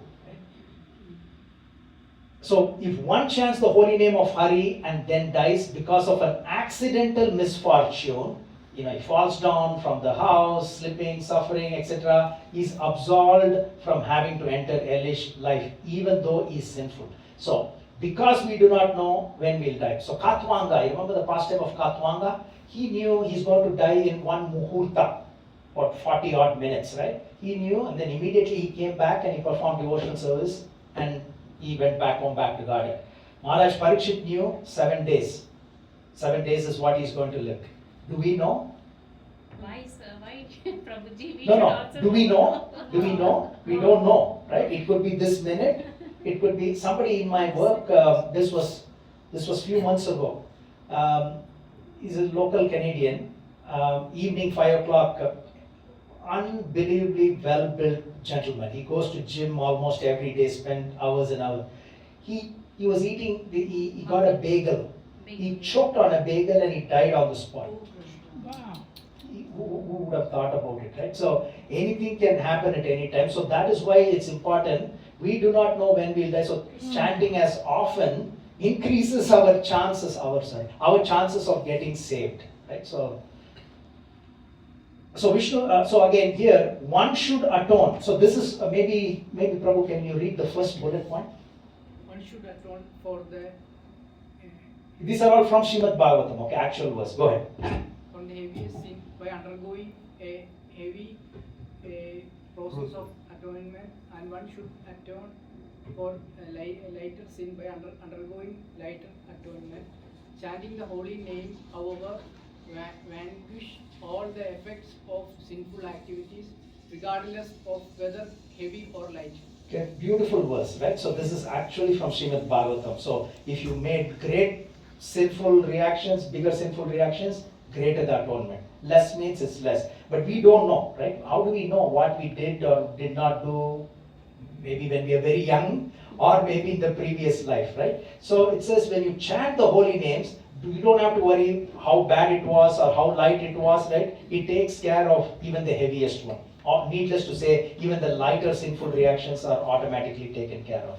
So you can neutralize. So again, to reiterate that point, atonement is not a bad option, right? So it says you can neutralize the reactions of sinful life through austerity, charity, vows, etc.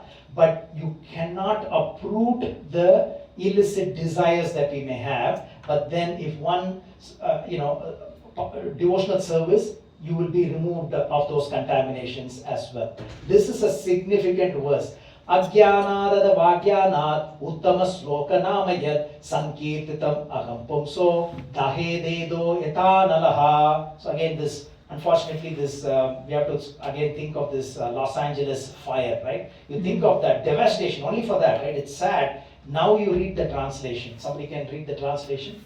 As the fire burns dry grass to ashes, so the holy name of the Lord, whether chanted knowingly or unknowingly, burns to ashes without fail all the reactions of one's sinful activities. You can see in Los Angeles, again, it's a good example for us here, right? It's bad outcome, unfortunately, but you see the houses, the cars, all those, even the chimneys. Chimneys are supposed to not melt because of chimneys are no longer there, right? So just you can imagine the devastation of the fire, the power of the fire, right? So here it is said, as fire burns dry grass to ashes, or houses, dry grass, cars, all the Lamborghinis were burning in those areas. Unfortunately, we were there a few months ago.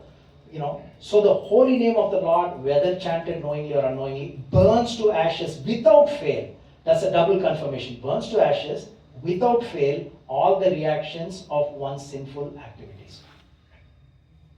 So this is how Ajamal was saved, because it says, if a person unaware of the effective potency of a certain medicine, okay, you don't know how good this medicine is going to be.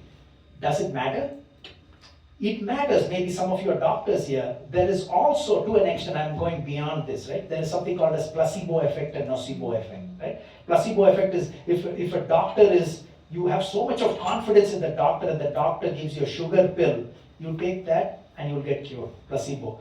The evil cousin of placebo is nocebo. Nocebo is, if you think that if I take this, I'm going to lose my hair, I'm going to have, some reaction. Even though it is a sugar pill, but given by that, if you have that sort of faith, then it will happen to you. So placebo and nocebo. But in general, right, that is beyond what is stated here. So here it says, if a person is unaware of the effective potency of a certain medicine, right? Somebody's got some major problem. The doctor gives the best of medicine that can be ever given to him. And, he takes the medicine, even though he may not have the knowledge of, oh, this chemical and this chemical is the best for this. He doesn't need to have the knowledge. But if he takes that medicine, he is going to be cured. So similarly, if one chants the holy names knowingly or unknowingly, the chanting will be effective. Okay? This is actual verse from Srimad Bhagavatam. This is how he was saved. And again, to reiterate, why do we have outdoor events, etc. And when we chant the holy names, others are also benefiting from this. So here, so he's given a second chance. He was saved from the jaws of death with no time to spare. In an NFL game, some of you may watch periodically NFL, the clock goes to almost zero. Then something dramatic happens, right? So here, no time to spare. He's saved from the jaws of death and he's given this second chance. When you get a second chance, so many opportunities open up, right? One great sage said, if you are really angry, you're going to say something, okay? Postpone it. Postpone it. It's tough, but if you postpone it, so many realizations and many things will happen and you will not get angry and you may not want to say what you wanted to say at that time, right? So if you want to do something bad, postpone it. Not just when you're going to say something in anger. Try it, right? So, and there's a nice story, if horses can fly. Have you heard that? So there was this person in death sentence. The king has, put him in death sentence. This person is going to die. And as you know what they do, they ask him, what is your last wish? So he thought and he said, I wish I had 1 year time to make the king's horses fly. So the king said, this is a very unusual request. What am I going to lose? This guy is going to die now or after 1 year. But you know what? He says, I'm going to give you 1 year time, and you will get 1 year time to make my horses fly. He runs home and he tells his wife, I've got lease extended in my life, So the wife says, what happened? I'm so happy, great, what happened? Well, I said I want to make the king's horses fly in 1 year's time. What are you talking about? You are not going to do this. How the horses can fly? You made a biggest mistake. He said, I got 1 year more. I should have died today. I got 1 year more. Who cares? He said, this king may be overthrown by another king in 1 year time. 365 days, another king will come and they can overpower this king, take over this kingdom, and the rules may change. The other king may say, I don't care about what this king did. Like you see the clemency that was given by US President and Biden and everybody, right? So 1 year, so many things can happen. Or this king may die because of old age, and all the old things may have forgotten. Or who knows, at the end of 1 year, maybe the horses may fly too. You get a second chance, right? So if you are angry or you want to do something bad, it is said that try to postpone it. So here his death is postponed, and then he makes use of this opportunity really well, right? So Yamadutas returned, to Yamaraj to explain to him. What are they going to say? They're going to say, I thought you were the boss. You said to go bring him, and then someone else comes and says, no, you cannot take, right? So they're going to go and question him. Are you the real authority that we are thinking you are, right? So, and then Ajamal becomes a pure devotee because he was hearing the conversation between these two, Yamadutas and Vishnudutas. So association is very important. The lessons to learn, we'll see. Association with that prostitute or that person brought him down. And now the association with Yamadutas and Vishnudutas lifted him, right? So who we are is who we associate with. So he heard the glorification of the name, fame, qualities, etc. He could remember the past sinful activities, and he greatly regretted it. That is also prayashchitta, you see. Even though he came to this platform, he's still regretting those. So Ajamil repented for his degraded life he lived with this person, neglecting his wife and his aged parents. So repentance is part of atonement process, karma kanda, but now Ajamil is a devotee again, and with the Supreme Personality of Godhead in his heart, he is atoning. So that's what we were saying, not detached in two different islands, but keeping Krishna in the center. So Ajamil appreciates the second chance that was given to him, and determines firmly to engage in devotional service. So he proceeds to Haridwar, and he controls his senses, performs bhakti yoga, because that is what is mentioned by the Vishnudutas. So he's doing that because he knows the value of the name that he chanted unknowingly. Now he's knowingly chanting. Before it was unknowing, but he's knowingly performing devotional service. So he went to the Vishnu temple, and the same 4 Vishnudutas came back to take him to the spiritual world. And they had 4 arms or 2 arms? 4 arms. So they came to take him, and then he gave up his body in Haridwar on the bank of Ganges, and he went back home, back to Godhead. So he boarded the golden spiritual aeroplane. So in this picture you will see, I don't know whether they have 4 arms. Yeah, they do have 4 arms. Yeah. So, but there are no 4 Vishnudutas, because this is from another pastime, but actually 4 Vishnudutas were there. Looks like that's the golden aeroplane that is waiting for all of you at some point, right? So great devotees, yeah, that's what it is. May not be for us, Prabhu, but yes, for sure for you. No, not for you. So for all of you. So this is the last part of this. We'll quickly go through, then summary, lessons learned. If you go a few minutes over, is that okay? Yeah. So all of you will get this wonderful hard copy. So we'll remember to give this to you. So this is the final part of this pastime, which is where Yamadutas are going and confronting their boss, Yamaraj. I thought you were the boss. What's going on here? There's someone else who's the boss, right?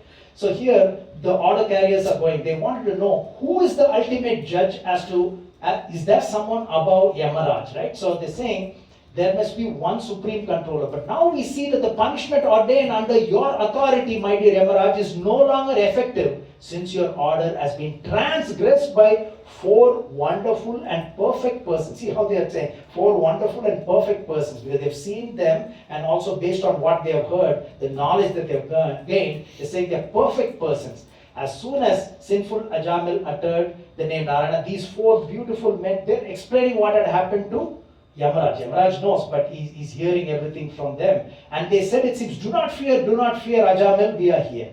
So these are all, something that we need to be confident about when we chant, right? So we are fearful, and then they come and they say, don't be fearful, we are here. So here Yamaraj is saying, very important, my dear servants, you have accepted me as the supreme, putting his head down, but factually I am not. The actual words from Yamaraj in this pastime, right? The entire world is controlled by the Supreme Lord, just as the bull is controlled by the rope in its nose. You've seen, right? There'll be rope in the nose of the bull, and then when you hold the string, it'll stop or go this way, that way. So the entire control of the bull is through the rope through the nose, and that's how Lord Krishna controls the entire humanity, it says, right? Ishvara Parama Krishna. And then Yamaraj said that even the great Devatas cannot understand the activities of the Lord. He's saying, yes, I asked you to go and punish, but he's sinless just because he chanted that one particular word. So, who can understand the activities of God? So he's saying, I did my job, but somebody's overruled my authority for the right reason, because he's the supreme judge. So living entities cannot see God like the limbs cannot see the eyes. It's very beautiful, right? So can the limbs or legs, can they see the eyes? Eyes can see, but the legs cannot see the eyes, hands cannot see the eyes. So he's saying similarly, as the different limbs of the body cannot see the eyes, the living entities cannot see the Supreme Lord who is situated as the Super Soul in everyone's heart. Beautiful verse.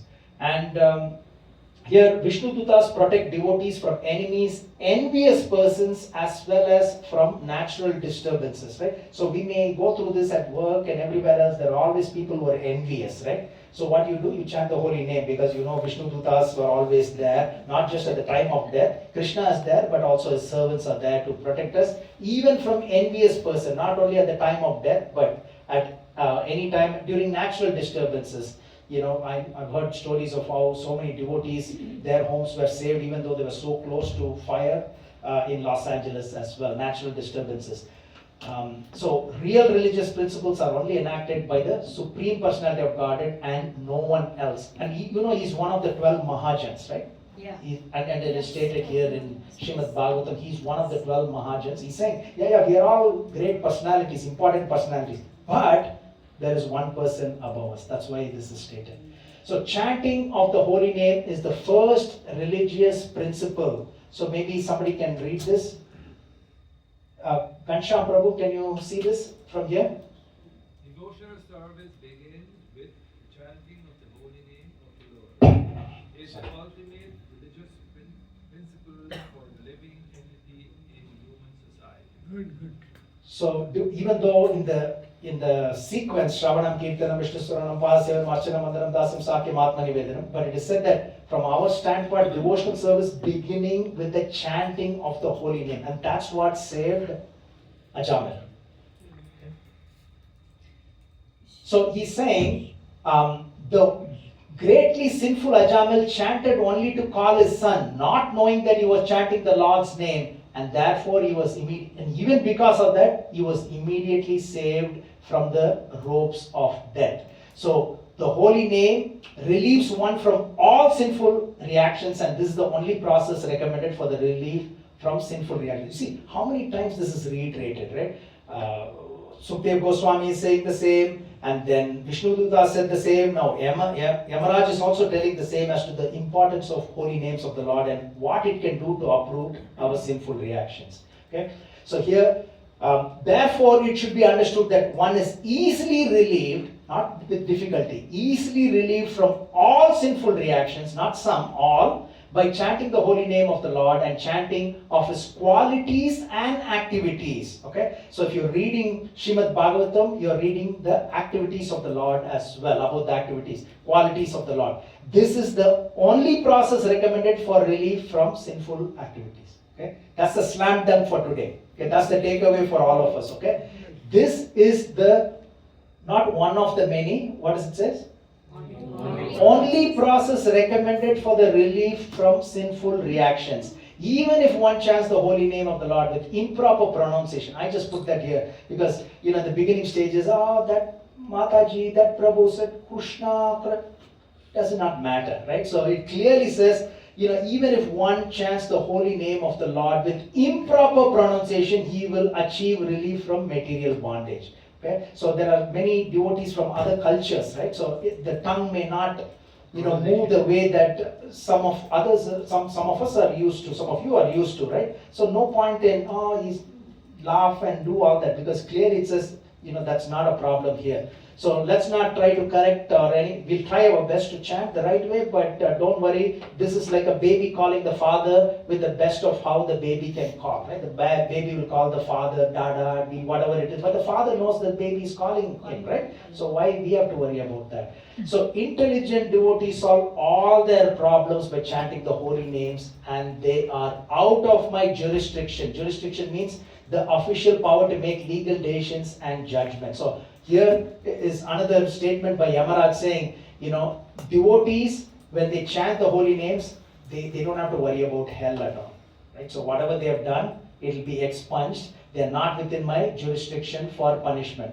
So he's saying, they are surrendered to the Supreme Lord. They are always protected by the club of the Supreme Personality of Godhead. Protected by all weapons, but by the club. And he's saying that bring me the persons who are averse to serving the lotus feet of the Lord. Okay, so he's saying the sinful candidates are ones who do not perform devotional service. Look for them and bring them. Okay. So we have our responsibilities towards our families as grihasthas, just like Arjuna and other grihasthas. However, excessive attachment causes the degradation. You all agree? Yeah. Excessive attachment to anybody, work, family members, beauty of our own self.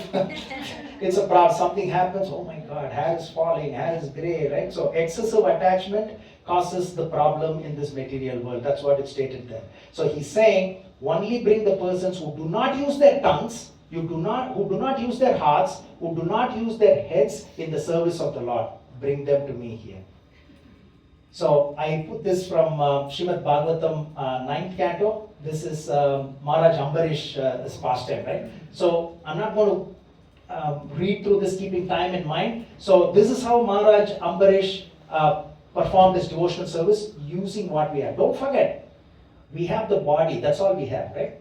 So to go back to the spiritual world, you have to use your body that you have, with your tongue, with your different parts of your body, to perform devotional service. Right? So that's the only thing that we have, which we can see, and the mind that we cannot see. So we have to use whatever we have in the service of the Lord, whenever we can, as much as we can. So here he's using his mind in meditating, words in describing the glories, hands in cleaning the temple, ears in hearing, eyes in seeing the Lord, sense of touch, then the sense of smell, fragrance of tulasi, tasting prasadam with the tongue, legs in walking to the holy places, head in bowing to the Lord, desires are all towards the Lord, etc. And a few more slides. I just put this very quickly. I just took this from Katwanga's pastime. Okay, so because it talks about using the different sense organs in the service of the Lord, right? So here it is said, men who are like dogs, hawks, camel and asses praise those men who never listen to the transcendental pastime. So this is important of what you hear with your ears, right? Otherwise it will be like this.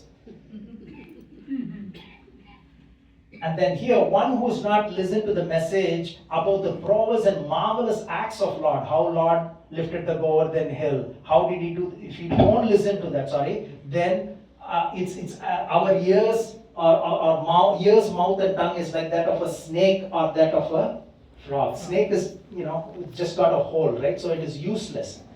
And then here hands, head and hands, right? So you can see even if you have an expensive turban, it's just going to be a burden, right? So it's just a heavy burden. And then this is an actual picture of a person who died, right? But his desire was all the gold should be there. I don't know whether they buried him or somebody did anything. But what is the point of that, right? So here it is said the upper portion of the body, though crowned with silk turban, is only a heavy burden if it is not bowing like A.C. Bhaktivedanta Swami Srila Prabhupada is doing. Srila Prabhupada ki Jai. And then, and the hands, though decorated with glittering bangles, are like those of a dead man if not engaged in the service of the Lord. And then few more, right? Eyes and legs. So you see this is plumes of the peacock. So this is supposed to be the eyes, right? So it's similar to the eyes, but can this see? It's useless, right? So if you don't see the Supreme Personality of Godhead, it's like the eyes of the plumes of beautiful description. And the legs are like tree trunks, right? If you're not walking to the temple, if you're not walking, doing pradakshina, etc. And if a person who's not at the time received the dust of the lotus feet of Lord's pure devotee upon his head is certainly a dead body, and the person who has never experienced the aroma of the tulasi from the leaves of the lotus feet is also a dead body. So again, these are all examples. I've taken it from various parts of Srimad Bhagavatam to show how we need to use our senses as much as we can in the service of the Lord. Okay, one or two more. So if your heart, certainly that heart is steel framed, which in spite of one's chanting the holy name of the Lord with concentration does not change when ecstasy takes place. Tears fill the eyes and the hair stand on end. So that is chanting with feelings. And Yamadutas, after hearing about the glories of the Lord, were struck with wonder because they heard it from the Vishnu Dutas. Now they're getting the reconfirmation from their own boss Yamaraj as well. And then they're struck with wonder. And it is said, since then, as soon as they see a devotee, they fear him and dare not look at him again. So the scene is actually changed. Remember, Ajamil was fearful when he saw them. Now, the Yamadutas are fearful when they see any devotee. That's what it says. So this confidential history of Ajamil was initially explained by Agastya Muni, so spelling mistake, to Sukdev Goswami. Which was long time back, right? So he's the one who balanced the earth by moving, south, and he drank the ocean to defeat the demons. You remember those pastimes a little bit? So we don't have time to go through that. But he also guided Lord Ram and gifted him celestial weapons. And he's pioneered the healing practices as well, Ayurveda as well. So that's a little bit about Agastya Muni, who actually gave this pastime. So, and then in the end, Yamaraj asked for forgiveness from the Lord for himself as well as for his employees, you can say, Yamadutas as well, for offending the devotee Ajamil. So this is one of the important verses. Tasmat Sankirtanam Vishnor Jagan Mangalam Amasam Magatam Api Kauravya Vindya. So this is beautiful one. So can somebody read the English translation very quickly? We are running out. Yeah, please. Sukadeva Goswami continued, My dear king, the chanting of the holy name of the Lord is able to uproot even the reactions of the greatest sins. Therefore, the chanting of the Sankirtana movement is the most auspicious activity in the entire universe. Please try to understand this so that others will take it seriously. Wonderful. So very important verse. And so once one can attain the platform of pure devotional service by hearing and chanting the holy names of the Lord. Okay. So that's the sum and substance of the 6.1, 6.2 and 6.3. We'll quickly, because we started here, we'll go here, come back, go here, etc. That's what we have done for the last couple of years. Now we'll go in a straight line from top to down, very quick chronological summary, and that's what you have in your takeout as well. Okay, so this concise recap to ensure clear registration of the pastime. So here Maharaj Parikshit is inquiring from Sukdev Goswami as to how humans can avoid hellish suffering, and then Sukdev Goswami is offering solutions progressively. First he offered karma kanda, ritualistic atonement. He was not too happy. Who was not too happy? Parikshit was not too happy. He said, nah, this is like an elephant taking bath and putting the mud on top of it again. Then he gives the knowledge-based purification. He says, yeah, that's much better, but I want an ultimate solution. And then it's given, devotional service is given because it's the ultimate solution for complete purification, eradicates sins as well. Yeah. So we can pass that around, and then the last 3 or 4 pages you will have quiz, and you can open that. Don't worry about reading that from here, but we can follow here, okay? So then Ajamil's fall, he was once a virtuous Brahmana, but then he married this prostitute maidservant, he lost all his Brahminical qualities, and then he lived a sinful life. He had 10 sons from this lady, and the youngest one he named him as Narayana. He was very dear to the father. Final moments, when he was 88 years old, he sees 3 fearful looking Yamadutas, and then for the fear of his son, he called out Narayana, his son's name. Immediately the 4 Vishnudutas arrived, and then they forbade Yamadutas from taking Ajamil's sword, and then the Vishnudutas questioned the Yamadutas on the meaning of religious principles, and then the Yamadutas explained that there are how many witnesses? So don't lose attention, another 5-10 minutes, please don't worry about your hard copy. We'll focus on this and we'll get to that. So how old was Ajamil? 88. How many sons he had? 10. How many witnesses are there? 13. Wonderful, wonderful. So Ajamil had already atoned by chanting the name Narayana. Most effective atonement is this. No other method is as effective as this. And they go back, and Ajamil is repenting for what he had done. And he's transformed completely. He gets a second chance, and then he performs Bhakti Yoga in Haridwar, and then the 4 Vishnudutas come back and take him, the same 4 Vishnudutas in a spiritual aeroplane, and Yamaraj actually says he's not the Supreme, but then the Supreme Personality of Godhead is the Supreme Personality of, is the most powerful person above him and all the Devatas as well, and praise the holy name as the ultimate means to absolve all sins, protecting devotees from punishment. And he's giving the guidance to Yamadutas. He's saying, avoid devotees who have surrendered to Vishnu and bring to me only those who are averse to serving the Lord, absolved in material attachments and neglect the duty to Lord Vishnu. And Yamadutas were awestruck, and then now they fear approaching the devotees, and Yamaraj asks forgiveness from the Lord for himself and the Yamadutas for offending Ajamil. Okay? This is the benediction that somebody read. Maybe we'll get you, if you don't mind. Can you? One who hears She's giving the benediction to all of you. Okay? Go ahead. One who hears or describes it with faith and devotion is no longer doomed to hellish life, regardless of his having a material body and regardless of how sinful he may have been. After giving up his body, he returns home, back to Godhead, where he is very respectfully received and worshipped. Wonderful. So beautiful, beautiful pastime. Before we get into this, is there any realization, thoughts from any one of you as to what is significant lessons to be learned from this pastime, from what we heard today? Yes, Prabhu. The most important thing I learned is, when Ajamil spoke the word Narayana, thinking of his son, and yet Vishnu Dutas appeared. It means the Lord is present in his name.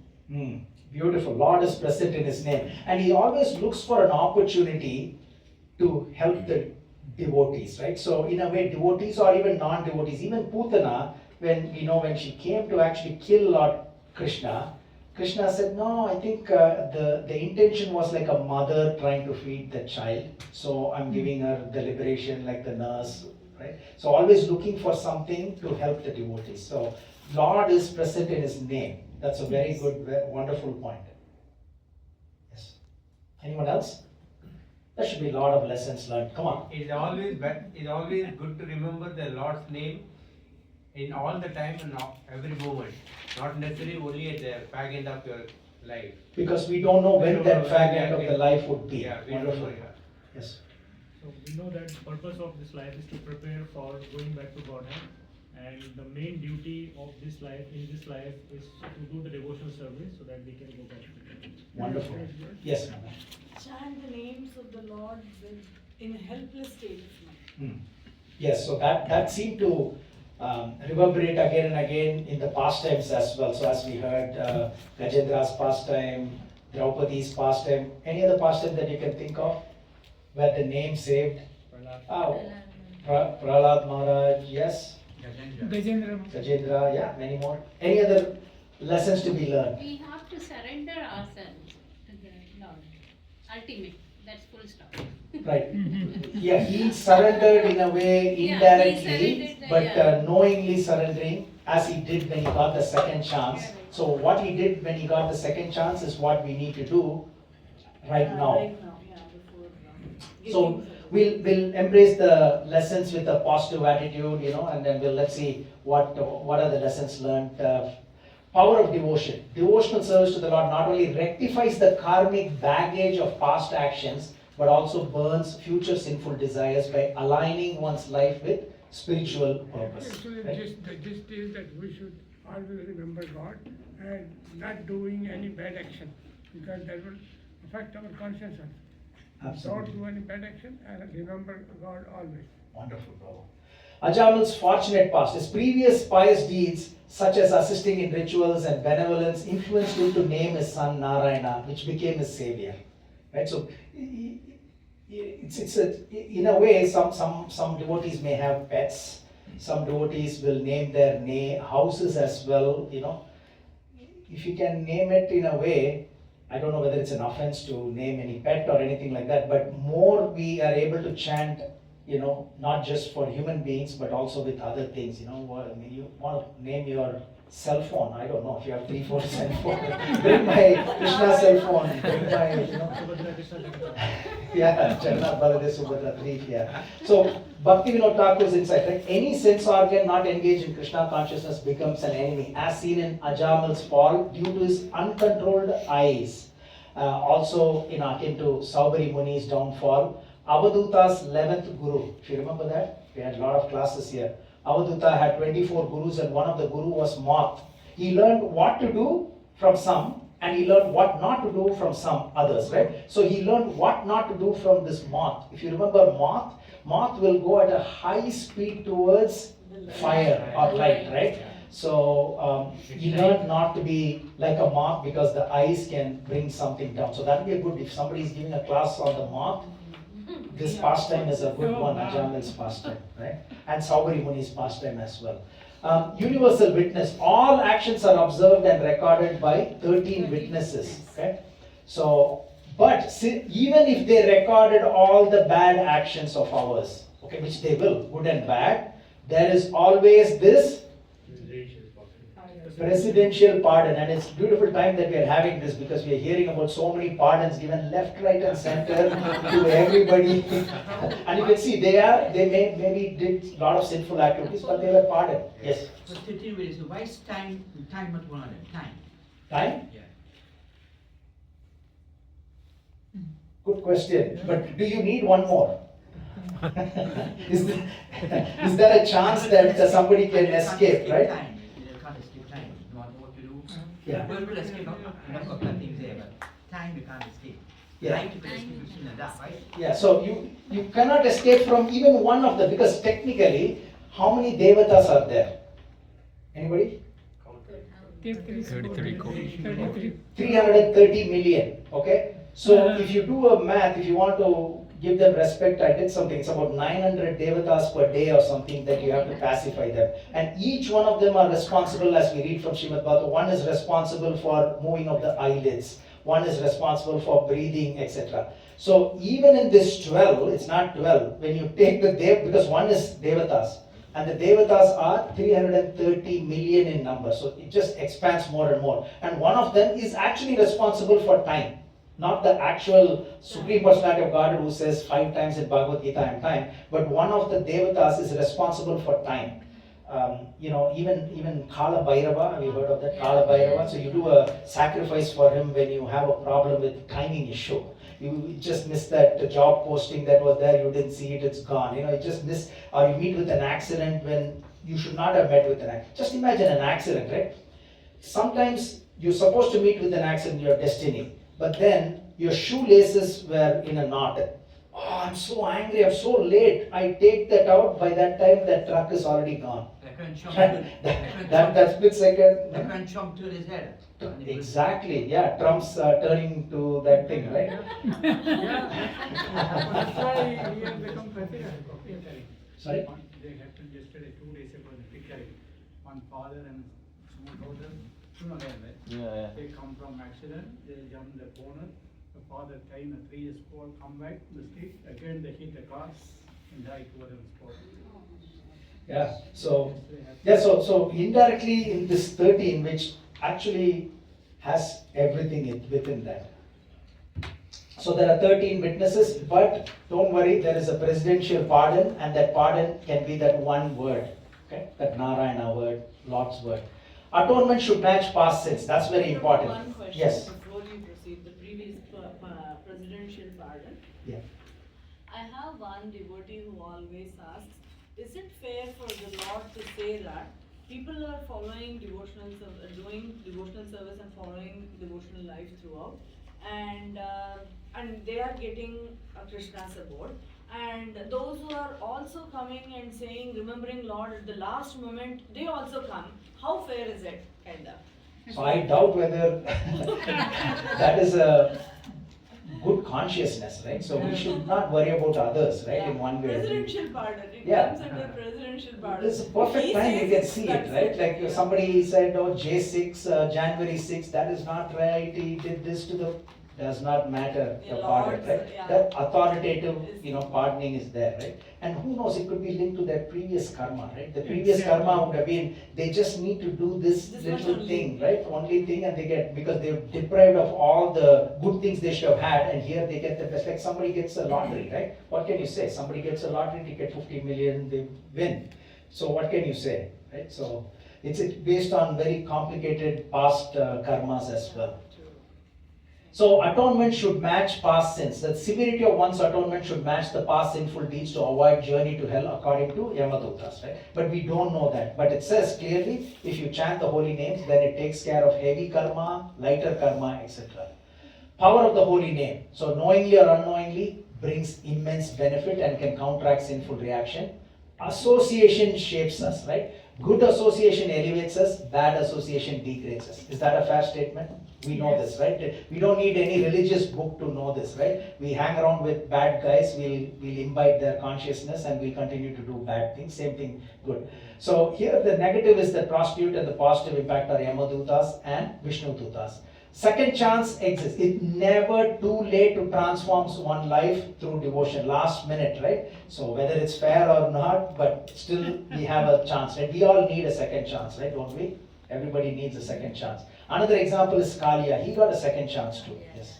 Just on that, I actually didn't understand. So when the Vishnudutas came to Ajamil, did he actually get a second life? Like you said, he then passed away in the... No, he didn't pass it. So we put that, that's why I put that point there. He did not die because they came to snatch the soul from the heart, because it said the soul, Paramatma and the Atma are in the soul or in the heart region. So they came to take, and that's the time when he chanted. So he did not die. So he was alive when he heard all this conversation. Okay, then he lived for a certain number of Yes, years. so right after that he repented for his sins and then he went to Haridwar. If you remember, he went to Haridwar and knowingly chanted the holy names and other aspects of devotional service. So he got a second chance. Second chance means he lived longer to rectify his mistakes. And how long did he? It doesn't say how long. It looks like it's not like Katwanga 45 minutes, or it is not like 7 days of Parikshit, because it's much longer, because he went from Uttar Pradesh to Haridwar. I don't know how long it would have taken, depending on how many centuries ago, right? He may have gone walking, etc. So it was a while. It doesn't say how long, but it says that he performed pure devotional service and he went back home and got it. Hearing and chanting, right? So we know chanting the name Narayana saved him, and hearing the holy name's glory from the Vishnu Dutas saved him. So hearing and chanting, right? And God overrules. We already talked about this. He's a God that overrules, right? So the High Court judge will say, no, you are punishable.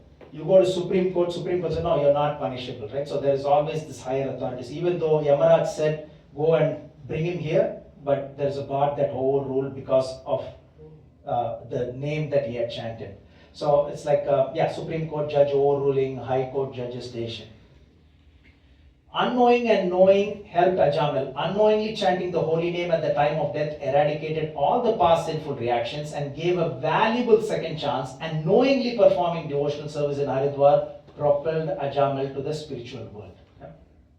Supreme Judge is the ultimate authority as confirmed by Yamaraj. Holy names of God relieves one from all sinful reactions and is the only process that is recommended for relief of sinful reactions.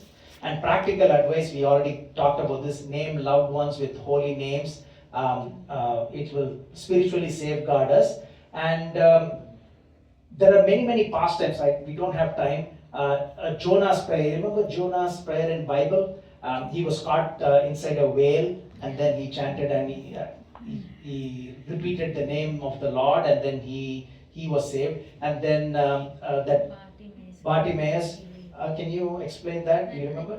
Okay, so here he was having this physical disability, and then when Jesus was there, and then he chanted his name and he wanted, and then immediately he got cured as well. Right? So many pastimes like that, not just in our culture. Power of chanting: it destroys past sins and prevents future sins at the root.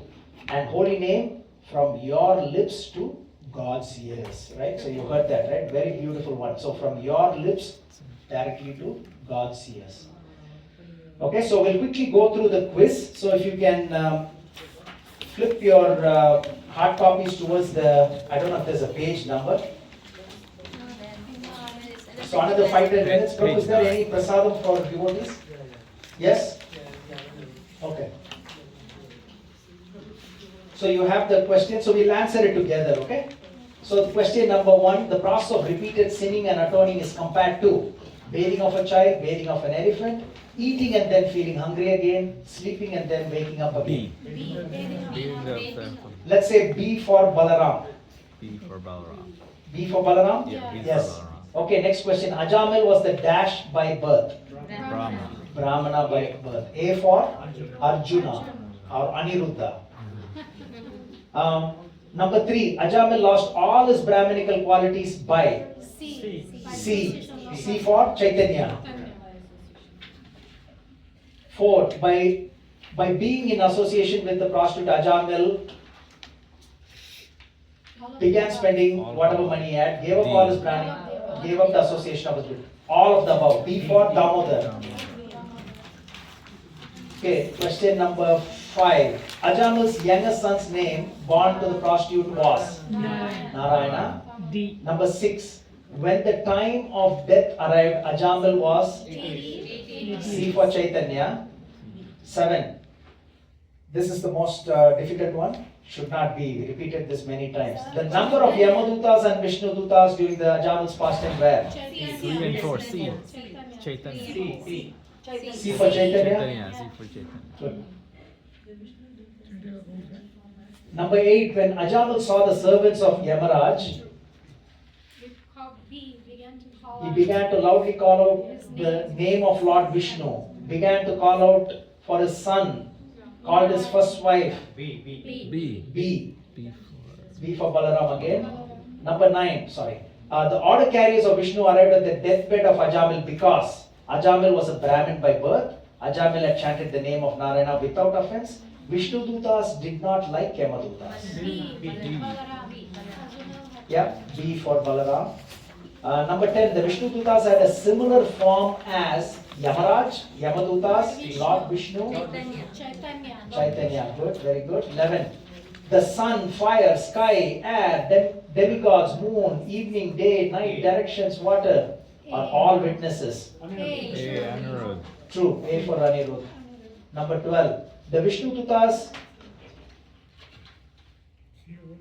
Sorry, I made a mistake there. Said, okay, it's not into. The Vishnu Duta said that Ajamil had already can change it, right? So I can correct it. Number 12, it's not into. The Vishnu Duta said that Ajamil had already atoned for past sins performed not only in this life but millions of lives because. D. Damodar. Yes, D for Damodar. 13. Dash is the best process of atonement for a thief, drunkard, murderer, one who indulges in sex life, one who slaughters cows, and for all other sinful men. Chanting of the holy names of Vishnu. 14. One who chants the holy name of Lord is immediately freed from reactions of unlimited sins if he Chants attentively. C for Chaitanya. D. D, all the above. Because remember the key in this pastime is even if we mean something neglectfully, indirectly, etc. Okay?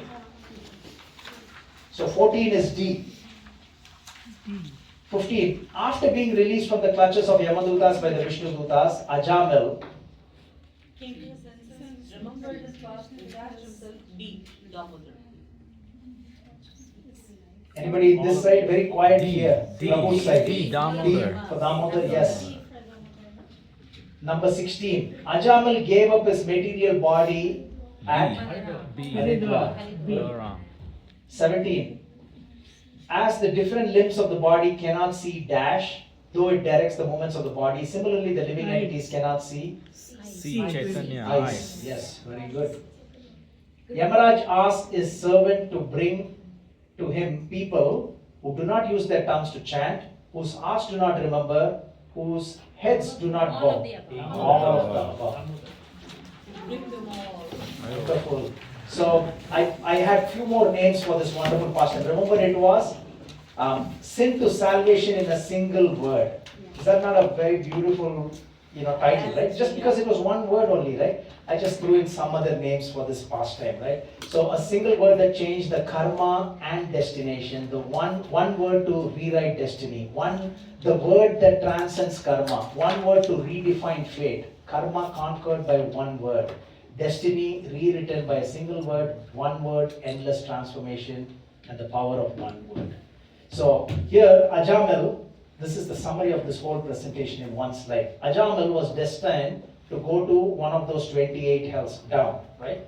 Yep. But he said one word Narayana and he went back to Vaikuntha. Power of one word. One word, sin to salvation in a single word. His divine grace, A.C. Bhaktivedanta Swami Srila Prabhupada. Jai. Nice deep dive into. Prabhu, in a quiz here, question 17, the air could move to another idol. The air could look, you can't really see your air. You can't see our eyes. So you're saying eyes cannot, the ears cannot see the eyes, right? The eyes can see everything but except the air. Like here, Oh, I see. the eyes But, can see. well, can you not see it in the mirror? Still you can see with the eyes, right? But even with the mirror, ears cannot see. Limbs cannot see even with mirror. Yeah. So prasadam is there, Prabhu. We are going to come there or? We will prepare here. So, in one of the slides, you said to attain salvation, you have to give all material, like you have to have material detachment, you have to give everything. But in Kali Yuga, you really can't do that. People do that in Satya Yuga and all. So if we use our material attachments in Krishna service, for example, we train our children to be Krishna conscious. We wake up in the morning to Mangalarti, offer bhog and all that. So does that count as equal? Absolutely, because it is said excessive attachment, right? It's not like because Arjuna was a grihastha, everyone else was a grihastha as well. Yeah. So as long as there is no excessive attachment, that's what is the standard everywhere. So right? like Dhritarashtra, excessive attachment. And Prabhuji, why the Gayatri Mantra should not be narrated with That's in our sampradaya, it's given one of the X number of Gayatri mantras that are given in the right year, right? So it is supposed to be personally given to you and you're supposed to chant in your mind. But now you go to internet and type in Gayatri mantra, it's available everywhere. But then there are other mantras also that are given, but I've seen almost all of the mantra, even Kama Gayatri also available everywhere. But that is the rule in our sampradaya, right? So that cannot be chanted As loudly. per the astrological, sometimes they say you repeat this mantra, you do, narrate narrate this mantra and all, no? So among it, this Gayatri mantra also comes. Yeah, So but at that you time, can what chant do we but do? not loudly, etc. Right? So it's Yeah, our they sampradayas say rules are there. correctly you have to pronounce it, right? Yeah. So